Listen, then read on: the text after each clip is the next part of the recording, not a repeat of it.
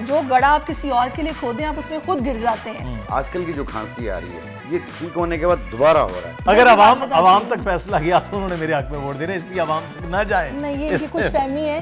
I'm not gonna mix this, however, because it's gonna make it a mess. 8 महीने का बच्चा swipe करना सीख रहा है आपके सिखाए बगैर।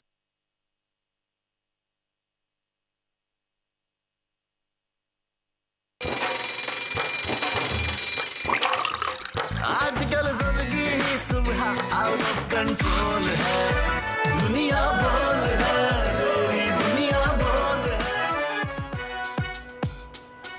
अस्सलाम वालेकुम नाज़रीन, प्रोग्राम में आपको खुशामदीद कहेंगे और सुबह खैर, गुड मॉर्निंग, वेलकम टू दुनिया बोल है। मैं हूं आपकी मेज़बान सहरेश जुहेब और मैं हूं मुदस्सर इकबाल। और आज का दिन आपके लिए बहुत अच्छा गुजरे, इसी बात से प्रोग्राम का आगाज़ कर रहे हैं और एक अच्छी बात से भी। और अच्छी बात यह है कि कर भला सो भला, अंत भले का भला, यानी नेकी करने वाला फ़ायदे में रहता है, नेकी का अंजाम नेक होता है। सो कोशिश करें कि लोगों का भला सोचे ताकि आपके साथ भी भलाई का मामला हो। बिल्कुल, ये बड़ी ज़बरदस्त बात है कि अगर आप किसी और के लिए कोई इल फीलिंग रखेंगे ना, तो वो अक्सर कहते हैं ना कि जो गड़ा आप किसी और के लिए खोदें आप उसमें खुद गिर जाते हैं। तो अगर आप किसी के लिए पॉजिटिव सोचेंगे और वैसा सोचेंगे जैसा आप अपने लिए सोचते हैं तो उसका भी भला होगा। और जाहिर है ये तो एक नेकी है और अल्लाह ताला अजर देने वाली ज़ात है, तो कैसे मुमकिन है कि आपको सच्चे का भला ना मिले या फिर उसका अजर ना मिले, तो भले का भला ही होता है। सही, तो ये ज़रूरी है कि लोग एक दूसरे के जब भी बुराई करते हैं तो आपके लिए वो बुराई पलट कर वापस आती है। और अगर आप किसी के लिए नेकी सोचते हैं, किसी के लिए भला सोचते हैं, किसी का अच्छा सोचते हैं, करने की कोशिश करते हैं, तो आपको हर तरफ से, मतलब बुराई तो आपको एक लौटती है, अब अच्छाई हर तरफ से लौट कर आती है। सबसे बड़ी बात दरअसल इसमें ये है कि आप दिली तौर पर बड़े मुतमईन रहते हैं कि आपको ये होता है कि मैंने नहीं बुरा किया तो मेरा भी बुरा नहीं होगा। तो इंशाल्लाह हम सब के हक में बेहतर हो, अगर हम इसी सोच के साथ आगे चलेंगे तो बेहतरी होगी। अगर हम ट्रेंड्स की मुदस्सिर आज पहले बात कर लेते हैं तो इस वक्त हैशटैग पाकिस्तान वर्सेस न्यूजीलैंड ये टॉप ट्रेंड बना हुआ है। कल से आगाज़ होने वाली T20 सीरीज़ में पाकिस्तानी टीम शाहीन शाफरीदी की क़यादत में कल न्यूजीलैंड के खिलाफ मैदान में उतरेगी। कीवीज़ के देश में शाहीनों का पुरतपाक इस्तकबाल देखने में आया। न्यूजीलैंड के खिलाड़ियों और ऑफिशियल्स ने टीम को खुशामदीद कहा। दोनों टीमों के खिलाड़ी घुल मिल गए, इकट्ठी यादगार तस्वीर भी बनवाई और बड़ा मुस्कुराहटें बिखर रही थी, चश्मे लगे हुए थे, एक दूसरे को गले लगाया जा रहा था। तो बड़ा वो कहते हैं ना वार्म वेलकम था जो कि शाहीनों का हुआ कीवीज़ के देश में। और इस पर फिर सब ने एक्स पर अपने अपने ख्यालात का इजहार भी किया, पिक्चर्स शेयर भी की। और ये इसमें तकरीबन मेरा ख्याल है कि मुदस्सिर अच्छी खासी तादाद में लोगों ने पोस्ट किया है। बिल्कुल, बहुत ज़्यादा ये तादाद थी क्योंकि अब T20 है और T20 क्रिकेट आपको पता बहुत तेज़ होता है। और T20 क्रिकेट में एक चीज़ ख़ास तौर पर वो नज़र आती है, वो है पाकिस्तान टीम में क़यादत की तब्दीली। और दूसरा ट्रेंड जो है वो शाहीन शाह आफरीदी सोशल मीडिया पर इस वक्त ट्रेंड है। और ऑकलैंड में होने वाले पहले T20 के पाकिस्तान प्लेइंग 11 फाइनल कर ली गई है। टीम ज़रा ये बता रहे हैं शाहीन शाह आफरीदी की क़यादत में ग्रीन शर्ट्स 4 फास्ट बॉलर्स के साथ मैदान में उतरेगी। मोहम्मद नवाज़ को उसामा मीर पर तरजीह दी गई। मोहम्मद रिजवान के साथ इनिंग की शुरुआत साइम अयूब करेंगे। तो कल हम ये बात कर रहे थे कि ओपनिंग अब कौन करेगा, रिजवान के साथ बाबर नहीं हो सकते, अब फ़खर जमान और उसके बाद बाबर। तो एक जानिब तो ये है कि पिछला ओपनिंग पेयर बड़ा ज़बरदस्त था, मोहम्मद रिजवान और बाबर का, वो कामयाब भी था। लेकिन साइम अयूब बड़ा एग्रेसिव खेलते हैं, टैलेंटेड प्लेयर हैं, तो उनको ऊपर लेके आया और बाबर को अब जिम्मेदारी ज़्यादा डालकर मिडल ऑर्डर में ले गए। तो इसकी सिचुएशन क्या बनती है। लेकिन शाहीन शाह आफरीदी का पहला मैच है, वैसे कप्तान, और मोहम्मद रिजवान उनके साथ नायब कप्तान है। चलें, बेस्ट विशेस है हमारी तरफ से इन दोनों की। इंशाल्लाह मच्छी हमारा टीम जो है वो परफॉर्म करेगी। अब हमें शामिल करनी है बड़ी खबर।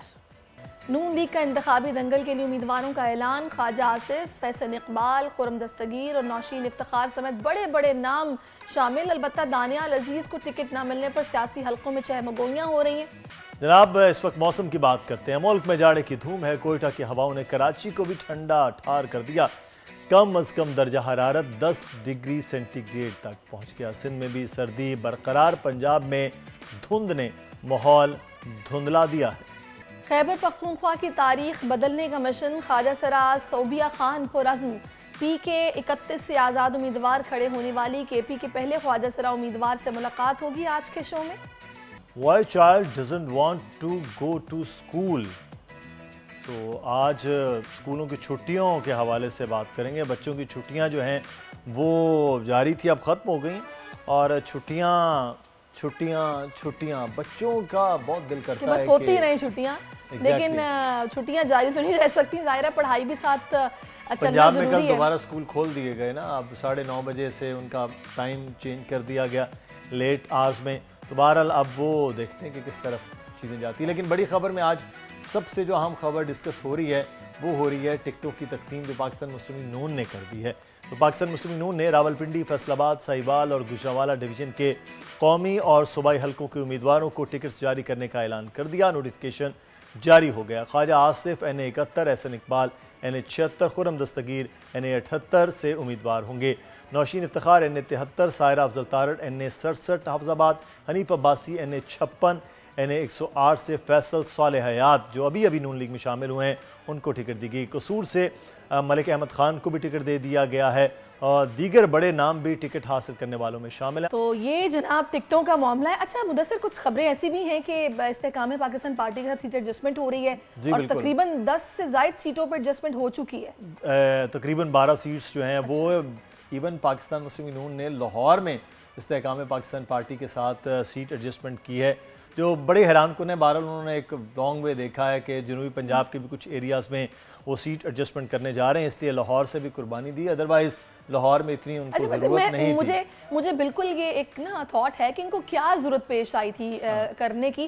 और इसी पर बात करते हैं। इस वक्त रहनुमा मुस्लिम लीग नून के मलिक रफ़ीक रजवाना साहब वो इस वक्त हमें ज्वाइन कर रहे हैं। उनसे मैं लाजमी तौर पर मुदस्सिर ये पूछूंगी कि भाई आपके तगड़े उम्मीदवार अगर हैं हल्कों में तो फिर क्या सीट एडजस्टमेंट की ज़रूरत पेश आई? चलेंगे अब उनसे भी जानते हैं। मुत्तहिदा कौमी मूवमेंट पाकिस्तान के साथ भी कराची में भी उनके साथ हो रही है, GDA के साथ मिलकर इलेक्शन हो रहा है, बलूचिस्तान में भी हो सकता, KP के भी अंदर यहाँ मौलाना फजल रहमान के साथ भी मामलात हो सकते। तो ये चीज़ें बहरहाल लंबे मामलात में देखा जा रहा है। लेकिन जो इब्तदाई तौर पर जिन डिवीज़न्स की सीट्स फाइनल कर ली गई हैं और जिन उम्मीदवारों को मिल गए हैं, तो बहरहाल पाकिस्तान मुस्लिम लीग नून का टिकट पंजाब में तो एक बड़ा मजबूत अलामत समझी जाती है इलेक्शन के हवाले से, चाहे वो रावलपिंडी डिवीज़न हो, Gujranwala division, Lahore division, Faisalabad division, Sargodha division है। और उसके बाद फिर आगे अगर हम बात करते जाएंगे कि साहिवाल आ गया, मुल्तान है, डेरा गाजी खान है, बहावलपुर डिवीज़न है, तो उनमें भी जब टिकट्स की ये फाइनलाइज चीज़ें हो जाएंगी तो वहाँ मुकाबला पाकिस्तान मुस्लिम लीग नून के लिए खासा तगड़ा वो नज़र आएगा। अच्छा, लेकिन इस्तेहकाम पाकिस्तान के जो आपका सवाल है ना, उसमें जनूबी पंजाब में कुछ सीट्स ऐसी हैं, कुछ इलेक्टेबल्स ऐसे हैं उनके पास कि वो जो समझते हैं कि अगर मिल के लड़ा जाए इलेक्शन तो ये सीट हो जाएगी, क्योंकि अल्टीमेट पाकिस्तान मुस्लिम लीग नून बड़ी जमात है, वो हुकूमत में आ सकती है, वज़ीर आज़म हो सकते हैं। अब ये जो इस्तेहकाम पाकिस्तान पार्टी है ये एक नई जमात है और इसके मेरा ख्याल है कौमी असेंबली में कुल उम्मीदवार भी 18 के करीब ही हैं।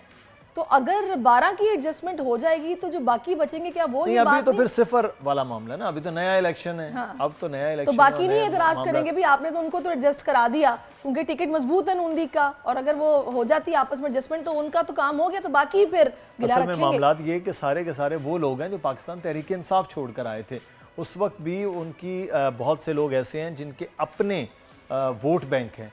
तो उन लोगों को, जैसे नुमान लंगड़ियाल चीचा वतनी से उनका अपना बड़ा वोट बैंक तगड़ा है, वो इसलिए उधर शामिल हुए हैं कि जनाब वहाँ से पाकिस्तान मुस्लिम लीग नून के प्लेटफॉर्म से और इस्तेहकाम पाकिस्तान पार्टी मिलकर इलेक्शन लड़ेगी तो वो हो जाएगी। इस तरह नकई साहब के मामलात हैं, दीगर ऐसे जमातें हैं कि जो पाकिस्तान तहरीक इंसाफ और पाकिस्तान मुस्लिम लीग नून मद्दे मुकाबिल थे, और वहाँ किसी को नीचे MPs में शिफ्ट कर दिया जाएगा, सेटल कर दिया जाएगा, किसी को ऊपर, और खुद अपने नून लीग के उम्मीदवारों को कल को सेनेट में सेट किया जा सकता है, जिला काउंसिल की चेयरमैनशिप के हवाले से। जब वो वहाँ एडजस्ट नहीं हो पाएंगे तो कहीं ना कहीं तो फिर एडजस्ट करना होगा। बल्दियात में एडजस्ट हो जाता है, जिला काउंसिल और तहसील काउंसिल की चेयरमैनशिप बढ़िया है। सारी बातें एक तरफ, वो गहमा गहमी जो कि होती थी इलेक्शन से पहले, अब तो कर कुछ दिन रह गए हैं, महीना पूरा भी नहीं है, वो नहीं नजर आ रही। पता नहीं इसकी वजह क्या है, इस पर भी बात हम करेंगे। 13 तारीख से हो जाएगी क्योंकि फाइनलाइज हो जाएंगी टिकट्स। उसके बाद हर बंदा अपनी रेस शुरू कर देगा। अभी तो रेस में मालूम ही नहीं था कौन कौन आ रहा है और कौन कौन नहीं। चलो जी, अब एक और रेस भी है जो कि शुरू होने वाली है, वो है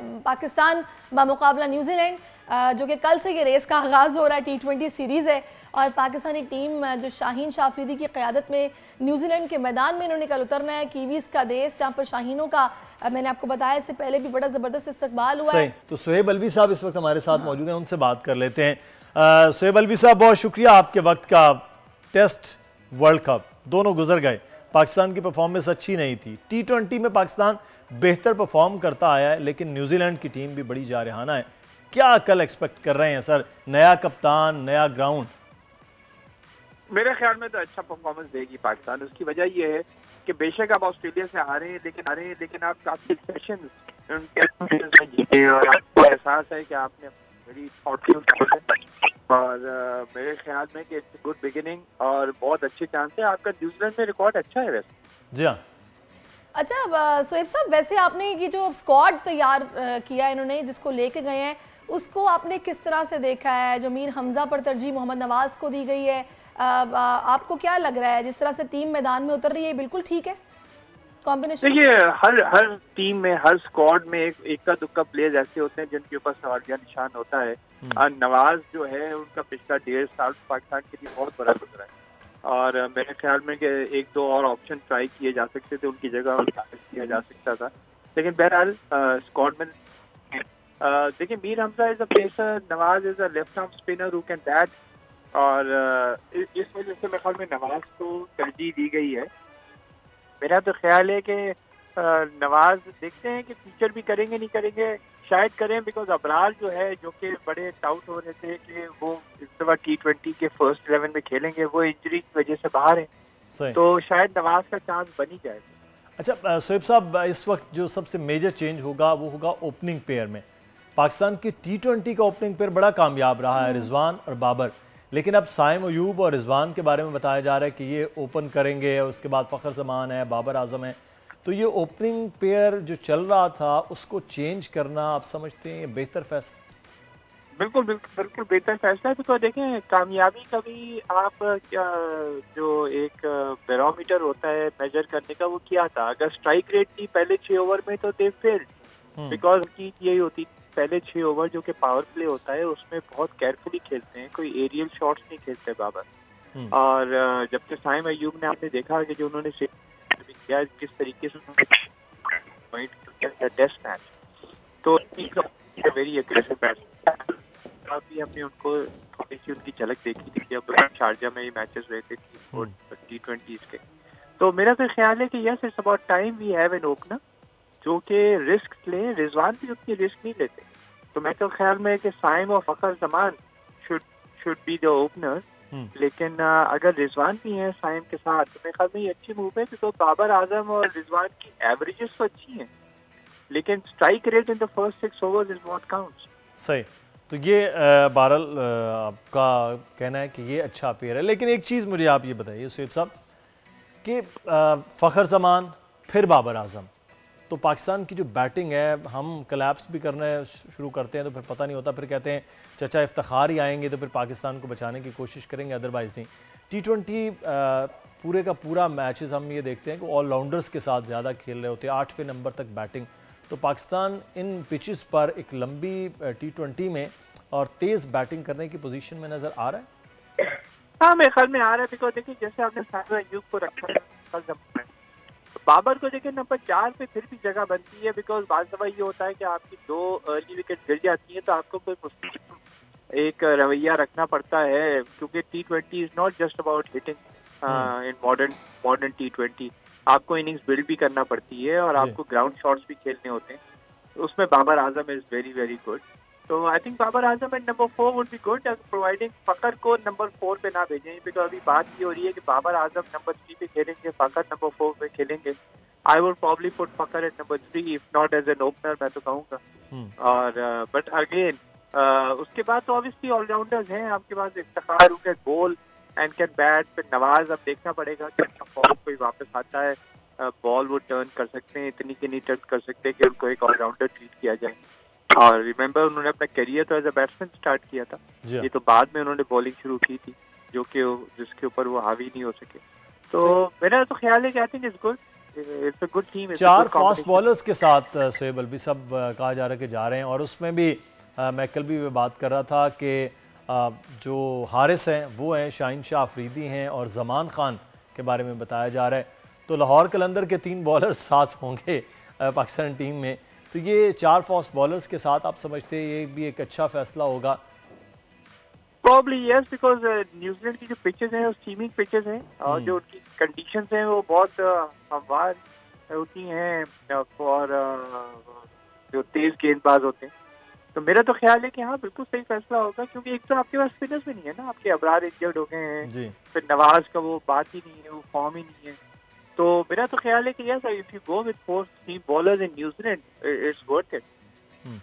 तो न्यूजीलैंड के हवाले से बात करें, बड़ा एग्रेसिवली न्यूजीलैंड भी खेलता है, लेकिन जिस तरह से फ़खर ने और इवन बाबर ने भी काबू किया था वनडे में उनके अपने स्पिनर्स को, तो न्यूजीलैंड की स्ट्रैटेजीज आप उनके अपने ही होम ग्राउंड है, होम क्राउड है और फिर जिस तरह की पिचेस हैं वो आप क्या समझते हैं पाकिस्तान के खिलाफ हो सकती है?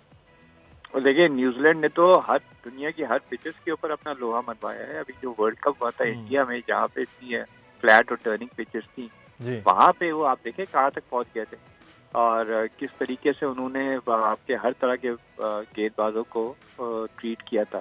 तो न्यूजीलैंड ऑन होम कंडीशंस जहाँ पे पैदा हुए वहीं पे खेलना शुरू किया। बचपन से उनको अंदाजा है कि जब हवा चलती है, इस तरफ से हवा चलती है तो क्या कंडीशंस होती है, उस तरफ से हवा चलती है तो क्या कंडीशंस होती है, किस पिच के ऊपर कितना बाउंस होता है, वो तो रटा हुआ है। तो New Zealand at home is going to be any side. लेकिन जैसे मैं फिर कहूँगा पाकिस्तान का रिकॉर्ड अच्छा है, न्यूजीलैंड के डन वेल और लास्ट टाइम भी जब गए थे आप लिमिटेड ओवर्स खेलने। चलें अब होप्सो के कल का दिन इसी वक्त हम ये भी बात कर रहे होंगे पाकिस्तान के मैच से, तो एक अच्छा रिजल्ट पाकिस्तान और अच्छी क्रिकेट खेलने को मिले। बहुत शुक्रिया सोहेब अलवी साहब आपके वक्त का। और अब कुछ मौसम का जानना बहुत ज़रूरी है। पूरे मुल्क में इस वक्त ठंड है और मैदानी इलाके चाहे वो पंजाब के हैं, सिंध के हैं, वहाँ पर धुंध छाई हुई है। तो मौसम का अहवाल अब जानने के लिए सहरिश ज़ुहैब की जानिब चलते हैं। जी सहरिश। जी बहुत शुक्रिया मुदस्सिर, आपने बिल्कुल ठीक कहा कि इस वक्त ठंड छाई हुई है, सर्दियाँ अपने जोबन पर हैं। और मैं मौसम का अहवाल बताती हूँ। स्मोग और धुंध की मौजूदा सूरत हाल इस वक्त तशवीशनाक है। पाकिस्तान के अक्सर मकामात बिलखुसूस भारत से मुत्तसिल जो मशरक़ी पंजाब है और शुमाल में KP के और जुनूब में मशरक़ी बालाई सिंध इन दिनों शदीद धुंध की लपेट में है। महकमे मौसमियात के मुताबिक ये सिलसिला अभी चंद रोज़ और बरकरार रहेगा और शहर कायद में सर्दी की शिद्दत मज़ीद बढ़ जाएगी।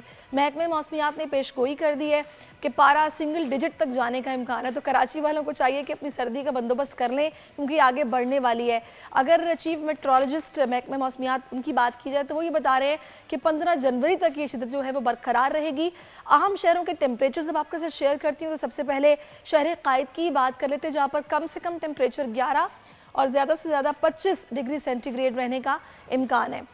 कोयटा में कम से कम 4 और ज़्यादा से ज़्यादा 9 डिग्री सेंटीग्रेड रहने का इम्कान है, यानी कि मैक्सिमम ये 9 तक जा सकता है। मुल्तान में कम से कम 6 है और ज़्यादा से ज़्यादा 18 डिग्री सेंटीग्रेड तक जाने का इम्कान है। लाहौर में इसके बाद बात करेंगे, कम से कम 5 और ज़्यादा से ज़्यादा 16 है और यहाँ पर अबर आलूद है, मौसम क्लाउडी है, सूरज बिल्कुल नहीं निकला, ठंड काफ़ी महसूस की जा रही है। लाहौर के बाद हम इस्लामाबाद का रुख करेंगे तो शहर इक़्तिदार में जो टेम्परेचर है वो कम से कम 5 और ज़्यादा से ज़्यादा 15 डिग्री सेंटीग्रेड रिकॉर्ड किया जा सकता है। क्लाउडी वेदर है, यहाँ पर भी बादल छाए हुए हैं। और पेशावर की अगर बात की जाए तो यहाँ पर कम से कम 6 और ज़्यादा से ज़्यादा 17 डिग्री सेंटीग्रेड रहने का इम्कान है। यहाँ पर भी मतला अबर आलूद है। अभी हम शहर इक़्तिदार की सूरत हाल मज़ीद जानेंगे। हमें सलमान अमान भी ज्वाइन कर चुके हैं, उनसे बात करते हैं और जानते हैं वहाँ पर कैसा मौसम है और महकमे मौसमियात मज़ीद क्या प्रेडिक्ट कर रहा है। जी सलमान। जी बिल्कुल, इस्लामाबाद में तो इस वक्त मौसम काफ़ी खुशगवार है। सर्दी की बहुत अच्छी धूप निकल आई है और मौसम बिल्कुल भी अबर आलूद नहीं है। रात के वक्त अलबत्ता जो है सर्दी की शिद्दत में इजाफा होता है और टेम्परेचर 2 से 3 तक जो है वो गिरता है ऑन द एवरेज। लेकिन दिन के टाइम ये टेम्परेचर जो है वो 14, 15, 16 तक जाता है। और उस वक्त मौसम जो है, क्योंकि इस्लामाबाद में धुंध नहीं होती, धूप निकलती है आमतौर पर, इसलिए सर्दियों की जो दोपहर है इस्लामाबाद के अंदर वो काफ़ी ज़्यादा खुशगवार हो सकती है। आप मौसम के लुत्फ़ ले सकते सकते हैं, धूप में बैठ सकते हैं, धूप में एंजॉय कर सकते हैं। लेकिन जो इस वक्त हम बात करेंगे महकमा मौसमियात की वार्निंग की जो कि उन्होंने जारी कर रखी है, ख़ासतौर पर पंजाब, सिंध और KP के हवाले से, कि जहाँ पर उनका कहना है कि तमाम मैदानी इलाके जो हैं तीनों सूबों के, वहाँ पर शदीद धुंध रहेगी। और इस हवाले से ख़ासतौर पर शहरियों के लिए एक ट्रैवल एडवाइजरी भी जारी की गई है कि वो जब कौमी शाहराहों पर या मोटरवेज़ पर सफ़र करें तो इंटरनेट से या मतलूबा ऐप से मौसम के बारे में अपडेट्स ले सकते हैं और अपनी ट्रैवलिंग जो है अकॉर्डिंग टू द वेदर जो है वो प्लान की जा सकती है, क्योंकि धुंध के औकात में यकीनी तौर पर ट्रैवलिंग जो है वो मुश्किल का बाइस बन सकती है। इस्लामाबाद की अगर हम बात करें तो मौसम जैसे कि मैंने पहले कहा कि बहुत अच्छा है, खुशगवार है, इन द सेंस कि यहाँ पर धूप निकलती है और जो पंजाब के खुशगवार है, धूप निकलती है। गो के मुझे वैसे आपके पीछे मतलब कुछ शबर आलूद महसूस हो रहा है, लेकिन आप ये बता रहे हैं कि बिल्कुल भी बादल नहीं है। अच्छा, मैं ये देखती हूँ कि हर साल जब सर्दियाँ होती हैं, दिसंबर में स्पेशली, सयाह काफ़ी रुख करते हैं इस्लामाबाद का। लोग बच्चों की छुट्टियाँ गुजारने के लिए भी इस्लामाबाद आते हैं दिसंबर जनवरी में। तो यहाँ पर इस हवाले से क्या सूरत हाल है?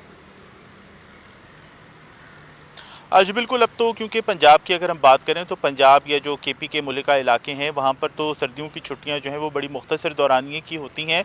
आम तौर पर दिसंबर के 21 या 22 दिसंबर को ये छुट्टियाँ जो हैं वो स्टार्ट होती हैं और जनवरी के फर्स्ट वीक के अंदर ये ख़त्म हो जाती हैं। और डेफिनेटली बहुत बड़ी तादाद के अंदर लोग जो हैं वो मौसम से लुत्फ़अंदोज़ होने आते हैं। लेकिन यहाँ पर इस्लामाबाद से ज़्यादा जो सयाहों का ज़्यादा जो आप कह लें कि ट्रेंड है वो टुवर्ड्स मरी होता है, और वो मरी में ज़्यादातर लोग स्नोफॉल देखने आते हैं। और स्नोफॉल क्योंकि वेदर पैटर्न्स चेंज हो रहे हैं, क्लाइमेट चेंज हो रहा है, उस वजह से वेदर जो चेंज हो रहा है उस वजह से ठीक कह रहे हैं सलमान। अच्छा, अभी हमें लाहौर का रुख करना है जहाँ पर खुर्रम मलिक मौजूद हैं, उनसे भी जानते हैं कि लाहौर के शहरी ठंड किस तरह बर्दाश्त कर रहे हैं, किस लेवल की ठंड है। खुर्रम बताइएगा। जी बिल्कुल, शहर लाहौर में भी ठंड का राज जो है वो बरकरार है और दिन ब दिन ठंड में इजाफा जो है वो होता चला जा रहा है। जिंदा दिलाने लाहौरी, क्योंकि आपको पता है जैसे ही मौसम बेहतर होता है तो उस मौसम को एंजॉय करने के लिए जो है वो बाहर निकल आते हैं। तो अब स्कूल भी खुल चुके हैं, तो आज भी शहर में जो है वो ज़्यादा जो है वो रश देखने में नज़र आ रहा है, जबकि धुंध के बाइस मुख्तलिफ मकामात को जो है वो बंद कर दिया जाता है और शहर लाहौर के गिरदों धुंध का राज भी जो है वो बरकरार है, जिसकी वजह से फ़ज़ाई ऑपरेशन को भी जो है वो शदीद जो है मुतासिर हो रहा है। अगर आज दर्जा हरारत की बात करें तो ज़्यादा से ज़्यादा दर्जा हरारत जो है वो 15 डिग्री सेंटीग्रेड रिकॉर्ड किया गया, जबकि कम से कम दर्जा हरारत 5 डिग्री सेंटीग्रेड रहने का इम्कान जो है वो जाहिर किया जा रहा है। लेकिन शहर में ठंड के साथ साथ ठंडी हवाएँ जो हैं वो भी चल रही हैं और अब क्योंकि ज़ाहिर है जनवरी का महीना जो है वो शुरू हो चुका है और मिड जनवरी तक जो है वो महीना पहुंच चुका है, तो अब ठंड जो है वो पीक की है लाहौर में। लेकिन जिंदा दिलान लाहौर जो है वो इस मौसम को भी इंजॉय कर रहे हैं। छुट्टियां थी और जिंदा दिलाने लाहौरी नॉर्दर्न एरियाज़ को जो है वो गए हुए थे, लेकिन बहुत से लोग जो वापस आए उनसे हमने बात की तो वो लाहौर के वेदर को भी बहुत ज़्यादा जो है वो मिस कर रहे थे। लेकिन इस वक्त भी ठंड का जो है वो महसूस की जा रही है और काफ़ी ज़्यादा जो है वो लाहौर में जो है वो शुरू हो चुकी है और शदीद धुंध भी जो है वो जाहिर की जा रही है। जी, शदीद धुंध भी यहाँ पर छाई हुई है, सर्दी काफ़ी महसूस की जा रही है। बहुत शुक्रिया आप दोनों का, खुर्रम और सलमान, आप दोनों ने हमें मौसम की सूरत हाल से आगाह किया और मेरा ख्याल है कि आपको भी अच्छे से अंदाज़ा हो गया कि मुल्क भर में कैसा मौसम चल रहा है। अब हमें एक वक्फा लेना है, वक्फे के बाद फिर से आपकी खिदमत में हाजिर होते हैं। Stay with us. आजकल जिंदगी ही सुबह आउट ऑफ कंट्रोल है, दुनिया बोल है, तेरी दुनिया बोल है। वेलकम बैक, दुनिया बोल है में आपको खुश आमदीद कहेंगे। हेल्थ सेगमेंट की जाने बढ़ेंगे, लेकिन उससे पहले जो यहाँ कुछ हो रहा था उसके बारे में मैं आपको बताऊँ। यहाँ एक मुकाबला हुस्न हो रहा था। एक तरफ हकीम शाह नज़ीर हैं, वो अपने हुस्न की बातें कर रहे थे, दूसरी जानिब सहरिश ज़ुहैब हैं जिनको अपने हुस्न पे और मैं जेलस हो रहा था। और यहाँ मैं तो तमाशाई में बैठा हूँ, मैंने कहा भाई ये क्या हो रहा है, ये क्या हो रहा है। हेल्थ सेगमेंट से पहले मुकाबला हुस्न का होना और ये मामूल सा बन गया है। जब भी हकीम शाह नज़ीर आते हैं वो कहते हैं मैं खूबसूरत हूँ और ये कहती हैं कि मैं खूबसूरत हूँ। अब ये फैसला आप कर लें, मैं आपको अगर अवाम तक फैसला गया तो उन्होंने मेरे हक में वोट दे रहे, इसलिए अवाम तक ना जाए। नहीं, ये इनकी कुछ फहमी है, कोई मसला नहीं है। अगर ऐसी कुछ फहमी अगर है भी ना तो अच्छी बात है। अच्छा, मैं आपको बताऊं इस वक्त जनाब जो मुद्दे की बात है मुदस्सिर, वो ये है कि कोरोना वायरस का एक नया वेरिएंट है जिसके केसेस रिपोर्ट होना शुरू हो गए हैं और ये ख़तरे की घंटी है। अमेरिका, भारत, चीन, बरतानिया, फ्रांस और पाकिस्तान समेत 41 ममालिक हैं जहाँ पर ये वेरिएंट पहुँच चुका है। और अभी कराची एयरपोर्ट पर बैरून मुल्क से आने वाले 2 मुसाफिरों में जो कोरोना का JN1 वेरिएंट है, इसकी तस्दीक भी हो गई है। बिल्कुल, और जिसके बाद दोनों अफराद को घरों में करंतना कर दिया गया। माहिरीन के मुताबिक कोरोना का सबसे वेरिएंट JN1 का फैलाव तमाम वेरिएंट से तेज़ है। इसकी अलामात में तेज़ बुखार, नज़ला, सीना और फेफड़ों का इन्फेक्शन है। तिब्बी माहिरीन ने कोरोना वायरस के नए वेरिएंट से बचने के लिए शहरी SOPs पर फौरी अमल करने की अपील की गई।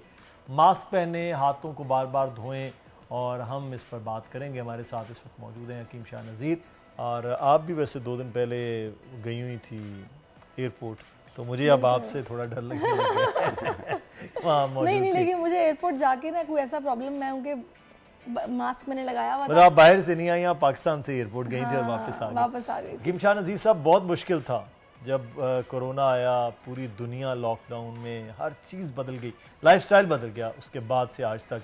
अब ये दोबारा चीज़ें फैल रही हैं, तो एक तो हिफाजत करनी है, मास्क है, ये बाकी क्या करना चाहिए? देखें, एहतियात अफसोस से बेहतर है। आप एहतियात कीजिए, और बाकी जो इस वक्त नज़ला ज़ुकाम खांसी ये फैला हुआ है, इसको भी ईजी ना लें। आप अपने आप को चेक करते रहें, आप करीबी अपने डॉक्टर से मशवरा करें, अपने अद्वियात को इस्तेमाल करें। अगर देखें आपकी तबीयत में थोड़ी सी भी चेंजिंग्स आ रही हैं, आप फौरी तौर पे अपने करीबी डॉक्टर के पास चले जाएं। और इसके अलावा जिस तरीके से भी जो वेरिएंट आया हुआ है, देखें हर साल ये आता है, ये शिद्दत का आता है, बढ़ता है। अल्लाह पाक बेहतरी करे सबके लिए, पूरी दुनिया के लिए बेहतरी करे। लेकिन ये है कि जब हम डिस्टेंस रखेंगे, मास्क पहनेंगे, तो हम इस पर काफ़ी हद तक काबू पा सकते हैं। क्योंकि इसकी हम छींकते भी हैं। नज़ला ज़ुकाम वो चीज़ है, आम तौर पे भी नज़ला है, अगर किसी को है वो एलर्जी कहलाती है, वो दूसरे में मुंतकिल हो जाती है। नज़ला जो है दूसरे को ज़रूर लगता है, ठीक है। तो जो आम जो कोरोना का जो जरासीम है, वो तो तेज़ी से फैलता है, स्ट्रॉन्ग भी वो है। 1 मिनट में 3 लोगों को लग जाती है। तो इस तरीके से आपने जब एहतियात करेंगे, आप फासला रखेंगे, उससे आप बच सकते हैं। इसके लिए कोई आपको बहुत सारी दवाओं की हम ज़रूरत नहीं ला सकते। बिल्कुल। और अभी हकीम साहब, जो ये नया वेरिएंट है, ये तो बहुत तेज़ी के साथ फैल रहा है। मुझे बताइएगा, आप आज बहुत सारे मसाले लेके आए हैं, क्या है ये? देखिए, आज जो मैं लेकर आया हूँ, जो इस वक्त वेदर चेंज हुआ है उसके, क्योंकि आजकल की जो खांसी आ रही है, नज़ला और खांसी, ये ठीक होने के बाद दोबारा हो रहा है, फिर ठीक होता है, फिर दोबारा हो रहा है। और इसकी वजह से वो घबराहट भी फील होती है, धड़कन भी तेज़ फील होती है, सांस लेने में प्रॉब्लम होती है, कभी छींकें शुरू हो जाती है, कभी खांसी शुरू हो जाती है, गले में दर्द होता है और गले में आवाज़ बैठ जाती है। ये मेरे साथ भी हुआ है। जी हाँ, उसको ठीक करने के लिए हमने ये टोटली 4 जड़ी बूटियाँ हैं। आप इसे अपने घर पे बनाइए और अपनी मुश्किल को आसान कर लें। आपने लेना है ऐसे 1.25 कप पानी लेना है, और इसके अंदर आप डालेंगे ये तुख्मे ख़त्मी है। तुख्मे ख़त्मी, ये 1 चाय वाली चम्मच। ये तुख्मे खुबाजी है, तुख्मे खुबाजी 1 चाय वाली चम्मच। और ये सपिस्तान है, ये भी 1 चाय वाली चम्मच। और इसके अंदर हम डालेंगे ये बनफशा के पत्ते, ये हमारे एंटी एलर्जी होते हैं, ये 1 चम्मच के बराबर होते हैं हर दवा में। इसे 1.25 कप पानी में डाल के ऐसे उबाल लें आप। इसका कहवा बन गया। 1 कप सुबह, 1 कप शाम पिएँ, सिर्फ 3 दिन पीना है। हर किस्म की नज़ला खांसी आपकी दूर हो जाएगी। जैसे 5 साल से लेके 12 साल तक के बच्चे हैं, उनको 2 चम्मच सुबह, 2 चम्मच दोपहर, 2 चम्मच शाम को, दिन में 3 बार दें। अच्छा। 2-2 चम्मच, इससे ज़्यादा ना दें। बड़े जो हैं वो 1 कप सुबह, 1 कप शाम पिएँ। आप देखें 3 दिन इस्तेमाल करते हैं, नज़ला ज़ुकाम, गला ख़राब, खांसी, बुखार सा फील होना, ये सब सही होगा। जैसा खांसते हैं तो गले में दर्द होता है, आवाज़ बैठ रही है, ये इन सब के लिए बहुत बेहतर है। ये इशू ये है कि इस किस्म के जब कहवा पिया जाता है, वो एक अजीब जलन सी सीने में ना, वो एक अलग मसला। मतलब ऐसे लगता है कि स्टमक को सूट नहीं किया, वो चीज़ें पीने की हमें आदत नहीं है। नहीं, देखें एक चीज़ याद रखिएगा, जब बलगम रेशा होता है ना, इसके अंदर तेजाबियत भी होती है, जो मैदे की तरफ जाती है, मैदे में सोजिश पैदा करती है। ऐसी सूरत में कोई भी एंटी गैस सिरप आप ले सकते हैं, या कोई भी आपका एंटी गैस कोई दवा पड़ी, आप वो इसे एंटी एसिड इस्तेमाल कर सकते हैं। आप आम तौर पे हम लोग इसबगोल छिलका पानी में मिलाकर पीते होते हैं, आप वो पी लिया करें तो इंशाल्लाह सही हो जाएंगे। देखिए, जब आपका बलगम दूर होगा तो डेफिनेटली तौर पे ये जलन भी दूर हो जाएगी। बाद लोगों को यहाँ पे पेन सा फील होता है, वो चीज़ भी ख़त्म हो जाएगी। अच्छा, इसमें शहद डाल सकते हैं? शहद हनी मिला सकते हैं, ब्राउन शुगर मिला सकते हैं, चीनी नहीं मिला सकते, ठीक है। पानी का टेक आम तौर पे आप ज़्यादा रखिए। इस मौसम में आप लोग पानी कम पीते हैं, इसकी वजह से आंखें भी ड्राई होती हैं और मुंह भी खुश्क हो रहा होता है। तो ये वो चीज़, इसको आप पानी से ठीक कर सकते हैं। हर 1 घंटे बाद 1 गिलास पानी पिए। ये तो बड़ी ज़बरदस्त बात आपने बताई। अच्छा, इसमें हकीम साहब, अब सर्दियों में ये तो प्रॉब्लम्स होते ही हैं, इसके साथ साथ हम ये भी देखते हैं कि हम लोगों को ना खाने की बहुत क्रेविंग्स होती हैं। कि दिल चाहता है कि इंसान हर थोड़ी देर के बाद कुछ चटपटी सी चीज़ खाए। सर्दियों में कहते हैं ना आमतौर पर ज़्यादा खाया जाता है, वजन बढ़ जाता है, उसको कैसे कम किया जाए क्रेविंग्स को? जब आपको नज़ला ज़ुकाम या गला ख़राब होगा, आपका दिल चटपटा खाने को करेगा। और अगर आपको मैदे में कोई प्रॉब्लम होगी, तेज़ाबियत, गैसेस बन रही होगी, तब भी आपका दिल करेगा चटपटा खाने को। अगर ये रीज़न्स नहीं है तो फिर आपको मूंगफली खाने को दिल करेगा कि मैं ऐसी चीज़ें खाऊं जो इस मौसम में खाई जाती हैं, दिल चाहता होता है। तो इसको अवॉइड कीजिए। आप खाना पीना जो है वो नॉर्मल कीजिए, बिस्यारखोरी से इसलिए परहेज़ कीजिए, आपका वेट गेन होना शुरू हो जाएगा।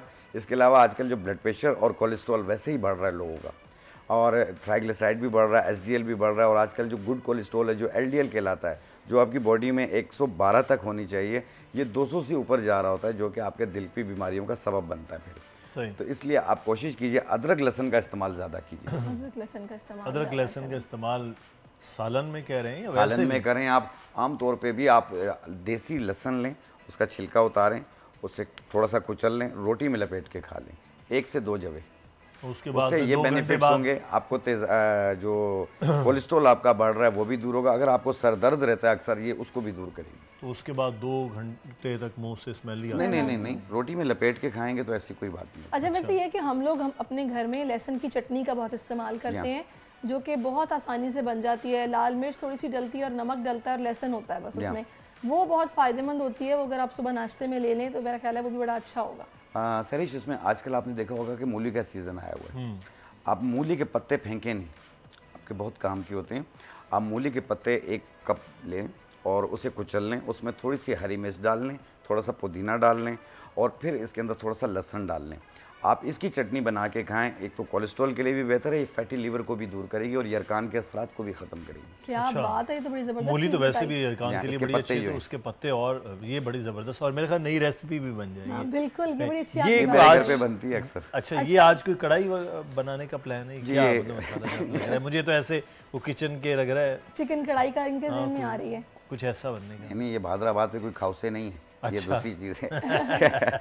देखें, ये प्लेट देखें ना, इधर देखें जी, इसको थोड़ा आप करें, ये दिखाएं इधर, साथ वाली ये नहीं, ये वाली प्लेट जो है ना, जहाँ बड़ी कलरफुल प्लेट लग रहा है, वो लाल साबुत गोल मिर्चें हैं, गरम मसाला भी है, कुछ धनिया पाउडर भी है, उसके अलावा वो चावलों का आटा लग रहा है, और उसके साथ क्या है, चाट मसाला। हम किन्नू खाते हैं, बिल्कुल ठीक है। आप किन्नू इस मौसम में खाइए, आपको इसमें कुछ आयरन की क्वांटिटी मिलेगी, ज़्यादातर विटामिन सी मिलेगा आपको, ठीक है, जो कि आपके गले के लिए भी बहुत बेहतर है। इसमें पोटाशियम भी है और इसमें फाइबर भी पाया जाता है, जो कि कब्ज़ की आदत को भी दूर करती है साथ में, और आपके जिल्द को निखारती है। तो आप किन्नू के छिलकों को फेंकें नहीं, वो भी काम में लें और उसके बीज भी काम में लें आप, और उसके साथ कुछ जड़ी बूटियाँ मिला के आप एक बेहतरीन मास्क बना सकते हैं, जिससे आपके ओपन पोर्स भी मिनिमाइज होंगे और कलर भी साफ होगा और पिगमेंटेशन भी इसका मतलब है वो जो मुकाबला हुस्न की मैंने इब्तिदा में बात की थी वो ठीक, ये बिल्कुल ठीक किया आपने, ठीक है। अब ये जो कह रही है काली मिर्च, मुकाबला हुस्न में पहले मास्क लगाएं। हाँ सरीश, आप ये फूल देखिएगा, ये अनार के फूल हैं, ये बिल्कुल मेरी तरह खूबसूरत से हैं। मतलब फूल भी दिया तो सैरिश को दिया है, मतलब वो देख ले, कोई नहीं, मोहब्बत है हकीम साहब की ना। हाँ बिल्कुल, और अनार का फूल दिया। अच्छा, ये देखें, ये किन्नू के बीज हैं। अच्छा, ये किन्नू के बीज हैं, ये इसका पाउडर है, ये हम लेंगे 1 चाय वाला चम्मच। ये लाल संदल पाउडर है, अच्छा, ये भी हम लेंगे 1 चाय वाला चम्मच। ये है सफ़ेदा काशगरी, ये भी हम लेंगे 1 चाय वाला चम्मच। क्या होता है? ये पाउडर होता है, ये स्किन के लिए बहुत अच्छा होता है, ये एक्नी के असरात को भी ख़त्म करती है ये। और ये अनार के फूल हैं, ये इसका पाउडर है, ये भी हमने लिया 1 चाय वाला चम्मच। ये किन्नू के छिलके और ये इसका पाउडर है, ये भी हमने लिया 1 चाय वाला चम्मच। ये गुलाब के फूल है और ये इसका पाउडर है, ये भी हमने लिया 1 चाय वाला चम्मच। इन सबको मिला लें आप, और अगर आपके घर में दूध है, आप दूध में इसका पेस्ट बनाएं, दही है दही में बनाएं, खीरा है खीरे के पेस्ट में बनाएं। यहाँ पे हमारे पास मौजूद है अरके गुलाब, हम इसको अरके गुलाब में बनाएंगे, और इसका नरम सा पेस्ट बनाना है, और सिर्फ 15 से 20 मिनट आप अपने चेहरे पे लगाएंगे आप। अच्छा, इन तमाम चीज़ों को साफ़ करके मिक्स करके एक ही मशीन में पाउडर बना लें, आप 20 के मिक्स कर लें। अच्छा, 20 ग्राम सब घर पे रख लें, और जितना लगाना हो उतना आपने अरके गुलाब में या दूध में उसका पेस्ट बनाएं और अपने फेस पे अप्लाई करें। तो रिजल्ट इसका आपको पहले दिन ही मिलेगा। आप जब पहले दिन ही लगाएंगे, आपको 19-20 अपने चेहरे पे काफ़ी फ़र्क मिलेगा, और 1 से 2 बार जब लगाएंगे तो कम से कम 1 शेड साफ़ होगा आपके चेहरे का, और आस्ते आस्ते चेहरा साफ होना शुरू हो जाएगा। जब मुकम्मल क्लियर हो जाए आप इसे रोक दीजिएगा। कितने मिनट लगा के रखना है? इसे सिर्फ 20 मिनट इस तरह नरम सा बनाना है। अगर इससे थिक भी बन जाए कोई हर्ज नहीं है। अच्छा। आपने अप्लाई करना है, 15-20 मिनट लगा रहने दें, फिर पानी का स्प्रे करें और हल्के हाथ से रब करें। 1 मिनट रब करें और फिर धो लें आप। अच्छा, 1 मिनट रोजाना। जरा हकीम साहब मुझे ये थोड़ा सा मैं दिखा भी देती हूँ कि किस तरह का ये है। एक पेस्ट टाइप बन गया है, ये देखिएगा कैमरामैन, अगर आप ये दिखाएं, ये देखिए ये पेस्ट आपने अभी इसको वैसे थोड़ा थिक भी गाढ़ा भी थोड़ा सा गाढ़ा भी और दूसरा ये कि अभी जिस तरह ये के गुलाब में अगर आप चाहें तो इसके अंदर आई थिंक सो खीरा वैसे भी मिक्स कर सकते हैं, गुलाब के साथ भी मिला सकते हैं, दूध भी मिला सकते हैं आप। आजकल तो वैसे भी कीनू आया हुआ है तो उसके छिलके बड़े कारआमद है। अगर आप खा रहे हैं तो उनको संभाल के रखें, धूप में खुश्क करें, फिर उसका पाउडर बना लें, आपको खरीदना नहीं पड़ेगा। नहीं बिल्कुल। और कीनू के छिलकों का 1 इंच का टुकड़ा अपने सब्ज चाय में डालकर आप उसको उबाल कर पिएं, उससे आपके कोलेस्ट्रॉल में भी कमी आना शुरू हो जाएगी। ये खुश्क किया वैसे ताज़ा? खुश्क किया ताज़ा ले लें, कोई हर्ज नहीं। अच्छा सही। अच्छा, अब हमारे तो बचपन में जो सबसे ज़्यादा फेवरेट कीनू के छिलके का काम होता था वो ये होता था कि किसी की आंखों के पास हाँ वो छेड़ते थे। मतलब ये इससे बेहतरीन कोई उसकी चीज़ नहीं होती। तो आंखों से पानी भी निकलता था, आंखें साफ भी हो जाती थी और नुकसान भी कोई नहीं था। और वो फिर पीछे पीछे आपको गालियाँ देता घूम रहा होता। नहीं, फिर उनके अब्बू आ जाते थे, हमारे बच्चे की आंख के साथ क्या कर दिया आपने। अच्छा हकीम साहब, मुझे ये बताइएगा कि इसमें अब हमें अपनी जिल्द को खूबसूरत बनाने के लिए कीनू का इस्तेमाल वैसे भी तो बताएं ना, डाइट हमें क्या रखनी है? देखिए डाइट में आप 1 से 2 कीनू रोजाना खाया करें आप। और आजकल गाजर है, सेब है, चुकंदर है, आप इसका इस्तेमाल करें। एक ही दिन में सारा कुछ खा लें। आप 1 गाजर, 1 चुकंदर, 1 सेब सुबह निहार मुँह रोजाना खाएं ABC 30 से 40 दिन और अपना हीमोग्लोबिन चेक करवाएं, आपको नुमाया फर्क मिलेगा। तो अच्छा, इनके जूस भी बना के पिया जैसे जूस में इतनी पावर नहीं होती है जितना आप उसको स्लाइस करके खाएंगे।